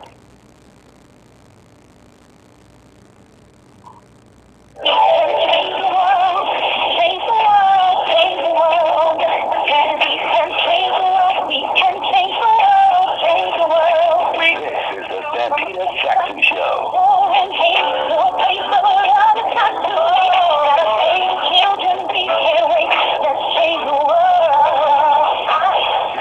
Hey everybody, welcome back to the Santita Jackson Show. We're talking about the expulsions of these two black legislators in the lower house in Tennessee. They were fighting for their constituents. Former representative now, Justin Pearson, former representative Justin Jones, and now still Representative Gloria Johnson. One from Memphis. Justin Pearson is from Memphis. Justin Jones is from Nashville. Gloria Johnson is from Knoxville. She beat expulsion by one single vote. Justin Jones and Justin Pearson, however, have been expelled from the body. They are no longer in the body, although they were elected. Now, their county commission can reinstate them immediately, or they can elect to have an election in 90 days. What do you think should happen? Should they just be reinstated? I mean, because the people voted for them. The people voted for them. Why have a new election? I mean, talk to me. 773-763-9278, 773-763-9278. Indeed, there is a spirit out here. It's the zeitgeist, the spirit of the times, in which people are they're moving. A lot of things are happening, and I want to know what your thoughts are. Call me at 773-763-9278. A lot of people are moving. A lot of people are mad as they can be, and they're not going to take it anymore. Remember that movie Network? Ooh-wee. Dwight McKee, you remember Network when I think it was Peter Finch's character. He won he won his Oscar posthumously, in which he stuck his head out the window. He said, "I'm mad as hell. You need to stick your head out the window. I'm mad as hell, and I'm just not going to take this anymore." And more Americans, more and more people around the world. You can look at what's happening in France. You can see what's happening all around the world. People are not taking it anymore. They're not going back to work for wages that they cannot live on. They are not going to be mistreated on their jobs. They're not going to tolerate injustice. Yes, these men, they acted like the American revolutionaries. They took the bullhorn and said, "You know what? I'm going to get in good trouble." Thank you, John Lewis. Dr. King said, "You must face down unjust laws." And unjust laws means you are living in injustice, and that's not right. It's not right. 3 9-year-old babies, 3 more children were killed the other week. Are you serious? Then you're not supposed to say anything about it? And the people we trust and love were killed as well, their elders? Are you kidding me? No, you got to do something about that. You must do something about it. You must speak up. You must speak out. But you also have to look at the other issues that these young men stood for, because they are ardent opponent of corporate malfeasance. That also gets you out of office too. In fact, ultimately that gets you out of office. That's what got Dr. King killed. When he wanted to desegregate America, Dwight, okay, we'll take that. Someone will stab you in your chest. I get it. Black woman up in Harlem. Got it. But when you decide to stand down, do a stand down and stand up to the military industrial complex a year to the day to the minute that he gave his anti-Vietnam War speech, he was killed. That is not a coincidence. April 4th, 1967, just after 6 p.m., he walked into the pulpit of Riverside Church after wrestling with his conscience because he knew what he was going to step into. When he finished that speech, Reverend Dr. Wyatt T. Walker, one of the preeminent theologian, preacher scholars, and organizers and activists of the last century, he said, "Martin, you have signed your death warrant." And he had. April 4th, 1968, we were celebrating 2 anniversaries a couple of days ago. April 4th, 1968, just after 6 p.m., on the balcony of the Lorraine Motel, after the corporate media had put out where he was staying. First at the Peabody, then at the Lorraine Motel, which was a motel with an open balcony. He was killed. Dwight, I've got to connect those dots before I pivot to Robert Patillo. Not only did he know what he was saying, he knew what he was saying it at. He said at Riverside Church, which was a church that Rockefeller built. It was a church of the elite and the wealthy, probably the wealthiest church in the world at that point in time. So Dr. King knew not just what he was saying, but he knew what he was saying it too. And that's part of why it became so dangerous. Because he was telling the wealthy that people making their money off of guns and wars, that we were going to study war no more. So he became an imminent threat to the society. And they do what they do to imminent threats. They crucify them, or they crush him to the earth. But just like Jesus, like Dr. King said, truth crushed to the ground really will rise again. And that's where I'm going to flip it to the Reverend, because such is the greatest implication to that fact that truth crushed to the earth will rise again. Well, you know what? I'm going to let that be part of his. I'm going to let that be part of his closing remarks, because that really is part of our Good Friday lesson, everybody. You can kill a person, but you can't kill a spirit, and you can't kill the movement. Robert Patillo, what's next here? What's next? Well, I think, as been said by Daryl and Dr. Wilson, I think we're going to have litigation here. I think that we're going to see a place where these legislators lawyer up and go after the House leadership and the state leadership, because they did not have the tribunal process that's necessary to expel somebody. This was a knee-jerk reaction, not based on any precedent, not based on any particular rules. And if this isn't addressed by the court, then we might end up this back and forth where the county commission sends them back and then the state house expels them again, where you're in this endless cycle of idolatry, of not getting anything done for the people. So I think there will be litigation in this case. I think they will end up winning in this case. And I think that the big part of this is going to have to end up being that we start understanding what the game the other side is playing. I can't emphasize that enough. These people do not care about the will of the people. They do not care about the legislative process. They see the other side not as opposition. They see them as the enemy. So not someone to negotiate with, not someone to make compromises with, but somebody to destroy. These people's only agenda is raw power for the sake of raw power. And we have to start legislating that way from our side of the aisle also when it comes to pushing the type of progressive agenda that we want. Because far too often, politicians talk a good game, but they're not willing to stand up the way that these Tennessee representatives have been able to. We have to support these real, true progressive voices in politics and ensure that we're pushing the agenda with the same strength and fervor that the people on the other side of the aisle are. I mean, is this, you're saying this is how the political game must be played? Hold on, Dwight. Dwight, hold on one moment. So you're saying, wait a minute, Dwight, hold on. So you're saying, Robert Patillo, that this is, because politics is raw. You're saying this is how the political game is played and we got to play it. Robert? Exactly. We have to stop pretending that the Democratic Party is sitting back in the 1960s raising their hands for the Robert's Rules of Order, while the Republican Party is saying, well, look, if y'all have a Supreme Court justice, we won't give them even a meeting. If y'all have some state legislators elected, we'll throw them out. We're sitting here playing pity pat, and they're over here playing hardball.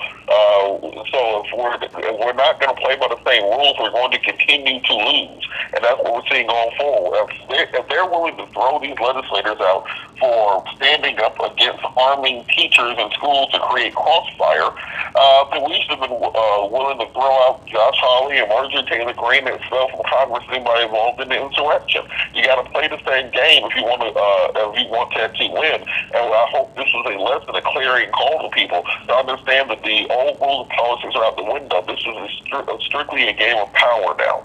Dwight McKee?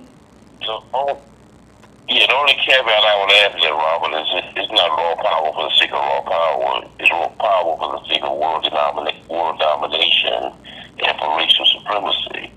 There's a means to this ends. It's not power for the sake of power. There is a goal involved, and that's to stay in charge of the world. And what you see is the world revolting. You see the same thing happening in Tennessee. It's happening in Paris. You see the same thing happening in Tennessee. It's happening in the countries in Europe and in Africa. And with this coming together, Iran and China and Russia, you're seeing world revolting against this need to be dominant in the world and for one ethnic group or one racial group to dominate and run the world and consume all of its resources and to just be in charge because they think they ought to be in charge. You know, I mean, Dr. Wolf, I mean, what do you see? I mean, it just seems like there's a spirit in the air in which people are pushing for justice. I mean, these young men said, I don't care what the rules say. I've got to represent my constituents. My constituents are now too afraid to send their children to school. In a Christian school, you get 3 9-year-olds shot up. Are you serious? But it wasn't just that, because these men also take really firm stances against the corporatocracy, run amok. So talk to me. I mean, what are we seeing?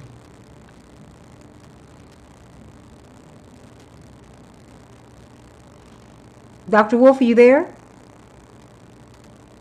Ooh. Oh, well. I mean, well. Dr. Wolf drop. Oh, okay. Well, try and get him back. Well, I mean, Daryl, what are you seeing? I mean, because you and Barbara Arnwine with the Transformative Justice Coalition, you are going in these rural areas and you are doing so much organizing. And many people don't give Ahmaud Arbery's family the credit because they don't know that it was they who pushed the envelope on the prosecution for the killers of their son. They were the ones who have exposed just the absolute rot in the system there. They exposed it. I mean, the Democratic Party didn't expose it. The corporate media didn't expose it. They did. Daryl. And Santita, you're right on point with that. Oftentimes, it's the people that are most affected that have to expose the rot that exists in the system, the problems that exist within the system. Certainly, Ahmaud Arbery's family did that, and they continue to do that because we still have the prosecution of Jack Johnson that's still pending. The prosecutor that's in that case, it's still pending. We're not going to forget about that. But when we turn that same lens and we focus it now on the state of Tennessee, one of the things that we got to remember and be conscious of is that, Justin Jones and Justin Pearson, both Gen Zers, right? They do represent folks. They only have a 2-year term that they're in place, and that's the piece that we've got to remember. And so they only have 2-year terms. So when we talk about them going through a special election, perhaps to after being expelled, to get their seats back, the question then becomes: will that supermajority that controls the Tennessee General Assembly, will they seat them? Will they let them have their seats? Simply because you're elected doesn't mean that they're compelled to put you in the seat. That's the reason that Robert and I and others say you got to file the lawsuit. The lawsuit's got to be there because you've got to go after the head of the snake. You can't attack it from the tail of the snake. And what I suggest is that lawsuit go in place against the Speaker of the House, Cameron Sexton, there in Tennessee, with regards to the practice that he has put in place to, I would say, unconstitutionally expel Justins Jones and Pearson from their seats, and to interrupt, disrupt, stop, suppress the votes of the 150,000 people that their districts represent in the state of Tennessee. That's got to be the next step. And you're going to see the Gen Z, young millennial folk, I tell you, they're coming to Tennessee. They're going to be coming to Chicago for the Rainbow Push conference in July. They'll be coming to Florida for our national march on Florida when we do it on Juneteenth. You're going to see the Gen Zs and the young millennials coming alive because they represent the largest, as of 2024, the largest voting bloc in America, and they are awakened, and they got their picture, they got their noise, they got their voice. They're coming to Tennessee, and they'll be coming around the country. I'm telling you, it's happening, Santita. That's what we're going to be seeing. Well, you see it. Dr. Wolf, I know you have a couple minutes before you have to go. I wanted you to give us some closing thoughts. Yeah, look, I do think it's a scary moment, but also an exciting one. It's one of those sort of carrefour or crossroads moments here. I do think that the push of the more kind of economically active and the younger and the more educated and the more progressive is all in the same direction.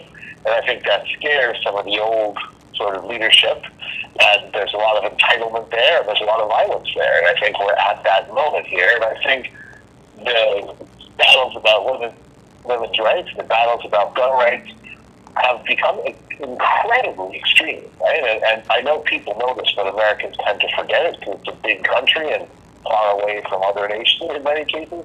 But the rest of the world looks on in horror, and our reputation and our leadership is eroded economically, diplomatically, politically by these type of machinations. Because we're having struggles now in our country that we and other people announced once and for all 30, 40, 50, 60, 70 years ago. So this is the hand of the worst of America up from the grave trying to snatch the future. So it's for all the marbles.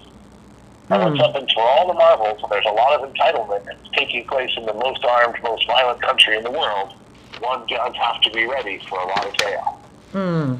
Thank you so much, and may God bless you in this holy season, you and your beautiful family. A closing thought from you, Dwight. Thank you so much. Dwight McKee, a closing thought from you before we get closed out by Pastor Hatch. We have to understand this is a real problem. There's more young people today are dying based on being killed by guns than any other thing, more than cancer, more than hit by cars, more than heart attacks. Gun violence is a real issue. And so to be so infatuated with these guns there's a real sickness there. Imagine if it was 1,000 states who were fighting children and 10, 15, 20,000 kids have been killed by 1,000 snake bites. Well, there would be a whole movement to eradicate snakes. They will have snake hunts. They will be given rewards for snakes. It will be, a war on snakes. They would do, if it was snakes, would do anything to save their children. If it was snakes biting their children at there. But guns are killing their children, and for some reason the infatuation for these guns and these rifles is more profound than their love for their children. I never understand it. Pastor Hatch, Reverend Dr. Marshall Hatch, I've got about 5 minutes here. I'm mindful of the fact that Ramadan and Passover and the resurrection season are upon us. Dr. King was killed in this season, but he also rose in this season. This is a tremendous opportunity as we're watching the people, if you will, rise up. We saw it in Wisconsin. We saw it in Chicago. It's not about the party, it's about the people. People are saying, I want the beloved community. I want the world to be on earth as the Bible promised to us as it will be in heaven. Talk to us on this Good Friday. Give us the good news in these last 5 minutes, please. And it is a Good Friday in spite of all of the intersections that you mentioned, and we could add internationally. I mean, in the streets of Paris, in the streets of Tel Aviv and Jerusalem, and all over the world, people are rising up, and it is an eerily spiritual connection to the ministry of Dr. King. That name that won't go away yet, because they thought they had killed and crucified and gotten rid of the dreamer. But somehow that human aspiration for beloved community is yet alive. That history that he talked about earlier, the intentionality of Dr. King choosing Riverside. He actually, I added another piece to that. He practiced each and every meeting that we could do before, and called Dr. Carmichael of Kwame Ture and said, I think you need to come to church this Sunday. There's something you want to hear. And he tested out his themes of opposing the war in Vietnam as a matter of contest. And then he chose a Riverside Church in New York, in Manhattan, the richest church in the world, on the richest land in the planet, and made that prophetic word and paid the price, as you mentioned over and over again, to the day that message was being sent, that they were going to extinguish that voice. But it won't go away, and the dream won't go away, and the aspiration won't go away. And so it is yet a Good Friday, because obviously young people, progressive boys, dreamers and visionaries are on the rise again in the early decades of the 21st century. And so there is a resurrection. My wife and I left our house driving last night to go pay our taxes, and so we went to our little neighborhood place, and we rode 3 blocks, and I told my wife, I said, look down the street, 3 blocks from our house. That's where the new mayor lives, right out here on the west side. And the his police detail were already covered the front and the back of his house, 3 blocks from our house, in the middle of one of the most desperate communities in Chicago. The powers that be never wanted Brandon to win, Brandon Johnson. But the fact of the matter is, there is a movement in the world, and Chicago is emblematic of that. The people are rising and speaking and opposing the forces of oppression. And so it looks dark on Friday. But if we keep on fighting, if we keep on struggling, if we keep on aspiring, if we keep on having vision, if we keep on dreaming, if we keep on working toward bringing the kingdom of God to the earth, ultimately, resurrection. And so we saw that here in Chicago. Brandon Johnson, in that same tradition of Dr. King, in that same tradition of Jesus, proclaimed that we've come to usher in the kingdom of God. And when the kingdom arrives, the marginalized are brought to the center of public policy. And when the marginalized are brought to the center, everybody flourishes. Kingdom arrives. Amen. Amen.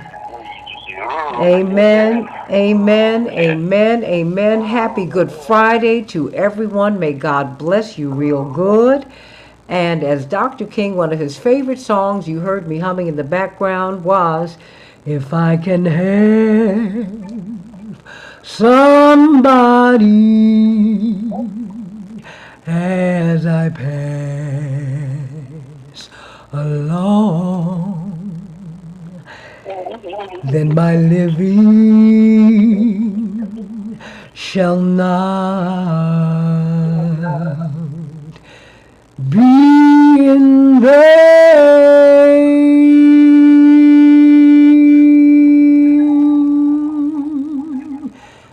Happy Resurrection Sunday, everybody. God bless you. Hope to see you at Rainbow Push in the morning at 930 East 50th Street. Hope you'll be with us at Keep Hope Alive on Sunday at 7 a.m. on Resurrection Sunday. We're getting these young men in, Justin's Pearson and Jones, former state representatives, but you know what? They don't need an office. Expelling them from the body, from an unjust body, will not hurt them at all. It's just going to make them rise. I love everybody. God bless you, Alex. Thank you for great shows. Thank you for my team for putting it all together. And that's Dwight and Reverend Hatch and Daryl Jones and Reverend and all y'all. I love you. Bye-bye. Everybody, I had to stop singing because I had to go out, D. That's why, baby. I had to go. We had a commercial break. Okay. So everybody, does anyone have anything else they want to say before we leave? Dwight, any final words to say? No, I think we have been Robert said it all. Oh, praise the Lord. Oh, there's so much is going on, y'all. It's so much. The losers are getting invited to the White House along with the winners. You can't make this stuff up. You can't make it up. And I'm so happening. Hallelujah. You know that? The young lady, I forget her name, Caitlin? Reese, South LSU. Oh, yeah. On the point, young lady. That is Reese. She has been profound. I love the way that she has expressed herself and has been herself. And I tried to tell people what they were looking at. Far from being ghetto, whatever that is, she obviously read her Toni Morrison. And she simply refuses to define herself by the white gaze. And so it's been delightful to watch those young people, those young ladies, take their moment and take a stand and assert their own humanity in the midst of it, and refusing to see themselves through other people's eyes, but determining that their personhood, their culture is not going to bow to some dominant culture, but they're going to be fully human. It was really great to watch. I love it. Because I am who I am. I cannot outwhite you. You cannot outblack me. I am who I am, and I don't need you to affirm me. How about that? I love that girl did that. What is that? The other point, Santita, is that to show how ingrained the sense of white superiority is I think the First Lady invited the losing team to the White House which was mostly a white team, because they cannot deal with the reality that that super team lost to a better team of young black men. And so rather than give the winning team their day, they want them to share their day with the losing team because white supremacy refuses to die. With his last breath, it's going to say, hey, we're white over here. We're white, even though they lost. Well, didn't work because even that team thought it was crazy. So, it's nuts. It's like, are you kidding me? We will look crazy. They would never be able to step on a basketball court again with any respect if they had gone to that White House. You just really. The balkanizing of America. The young ladies on LSU team said, we'll just go to the other president. Michelle will have her, and so it just really demonstrates that we've got a lot of work to do if there's going to be one America, because it is deeply divided. Sure, but she identifies with Michelle because Michelle's a black woman, and she's also a real basketball fan. Her brother played for Princeton, along with John Rogers. They were teammates. But you know what? I think the Clintons, they wouldn't do that. I don't think George W. Bush would do that. H.W. Bush, people who played sports, for real. It's just, they wouldn't do that. Because, I love Barack, but he did help to defund black colleges. Just keeping it on the real. So it's like, her analysis needs to get a little deeper, too. That having been said, enough already. Let's be fair. And stop playing with these kids. And these kids will not be played with. That's why she said, don't play with me. I don't need to be you. I don't need to be your version of me in order to be accepted or to be acceptable. I don't need you for that. And I think that's a great thing. It's a great thing. And it's a great day. Because I think some of her white teammates said, you're absolutely right. Enough. Enough of this already. Just enough. Enough. Yeah. Enough. Even the Caitlin keeps it in. Yeah. Even the one that they cut the Senate a white woman virtue. Even Caitlin herself, as a millennial, is like, telling folks, own defenders, get over it. Thank you. She said, do not do that. Yeah. She said, we lost. It's all good. Next. Because, these kids, my father often said of Jack Kemp, you remember, of course, someone who a lot of people really, really, really liked. Congressman, secretary, and he, my father said, he's a guy, because he was a professional football player and a college football player in the segregated America. But he's one of these guys who came through, he said, my father said, who really began to, number one, he had real black friends. And he really sought to have a real understanding of where they lived, which is why so many people were so fond of him. Because he really did try. And these kids have gone on, Pastor Hatch and Daryl and Dwight and Robert. They have gone on down the street. All these arguments that we're having back here, these kids are not having any of it. They have gone on about their business. These girls are playing their basketball. They're doing their thing. They're doing their thing in sports. People are doing their thing. It is we who must catch up. Like our parents' parents had to catch up with them. Because heaven knows, they didn't. I know my grandparents didn't want my parents getting in trouble. Marching and getting arrested and things. What are you doing? Making the world better for my children. How about that? So, oh, what a time, what a time, what a time. I love you all so much. Is there anything else you'd love to say? Thank you for that message, Pastor. I knew I threw it on you, but I knew you could handle it. Ow. I know he was like, I know she didn't ask me to do a sermonette. Yes, I did. But I hummed with you. Ooh. I gave you some background music, Every good black preacher needs some music. Keep going.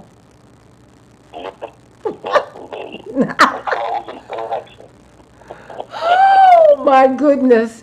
Daryl, are you still there? Oh yeah, I'm enjoying the banter. Let me tell you, I enjoyed the pastor's words. I'm not certain if I need to go to my Sunday service now. Between his words and your singing, I might be good. We're good. We're good. But you, go on to church, you heathen. Go, go, go. Join. That maybe you'll inspire Dwight. Dwight asked me last night. He said, "Are you saying I'm a pagan?" I said, "No, you're a heathen." Get off the stage during offers. So I'm not sure his motives are. His motives are. Well, you know, Dwight he's a reverse Christian. He goes to church every day but Sunday. Every day I but tell Sunday. I think every day but Sunday. Every day but Sunday. He is in full scale rebellion. And don't ask him to wear a suit. That ain't gonna happen. I thought that was them. Live or something. No, At he, that little party at the Briscoes, and I said, "You don't dance like that at church." He said, "They don't play electric slide at church." you know, He thought it was clever. you know Dwight ain't right. You gotta watch him. You gotta be careful with him. Cause I mean, he is a heathen. But we love Dwight. He ain't go. He's allergic to a suit. Allergic to church on Sundays.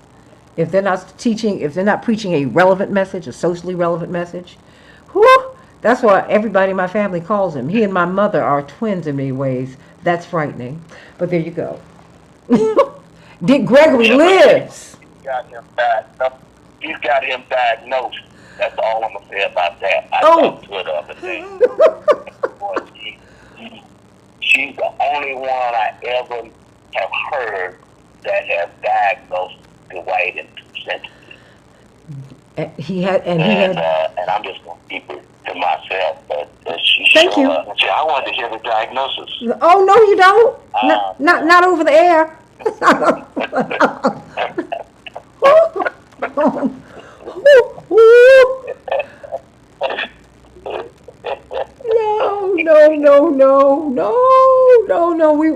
We still want to protect Dwight. Oh, Jesus. Oh Lord. But does anyone else have anything else they'd like to say before we go? Okay. Well, I guess that's it, y'all. I love it. Well, are you doing a Sunday service early in the evening? When is your service for Sunday? Who is that? Whoever that. Yeah, are you doing an early morning service or? No, just 10 o'clock. We're doing 10 o'clock Thursday. Okay. I'll be preaching Sunday. I think my message is the Emmaus Road. What's going on? Emmaus Road, yeah. What's really going on?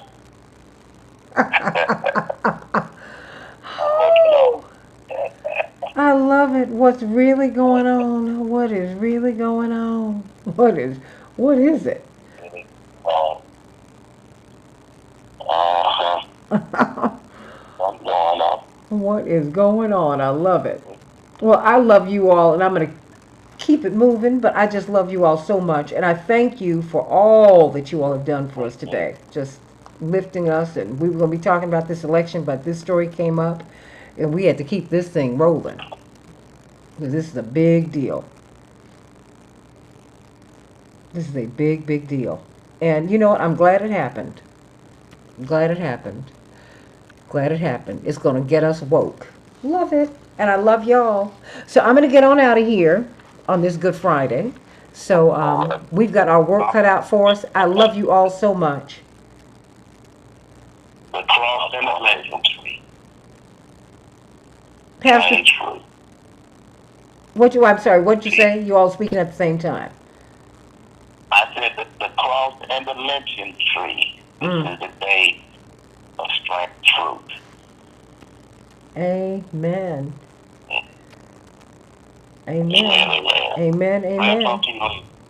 Let's do this tomorrow. Okay. Absolutely. Love you. Okay. Bye-bye. Peace. Bye-bye. Ooh.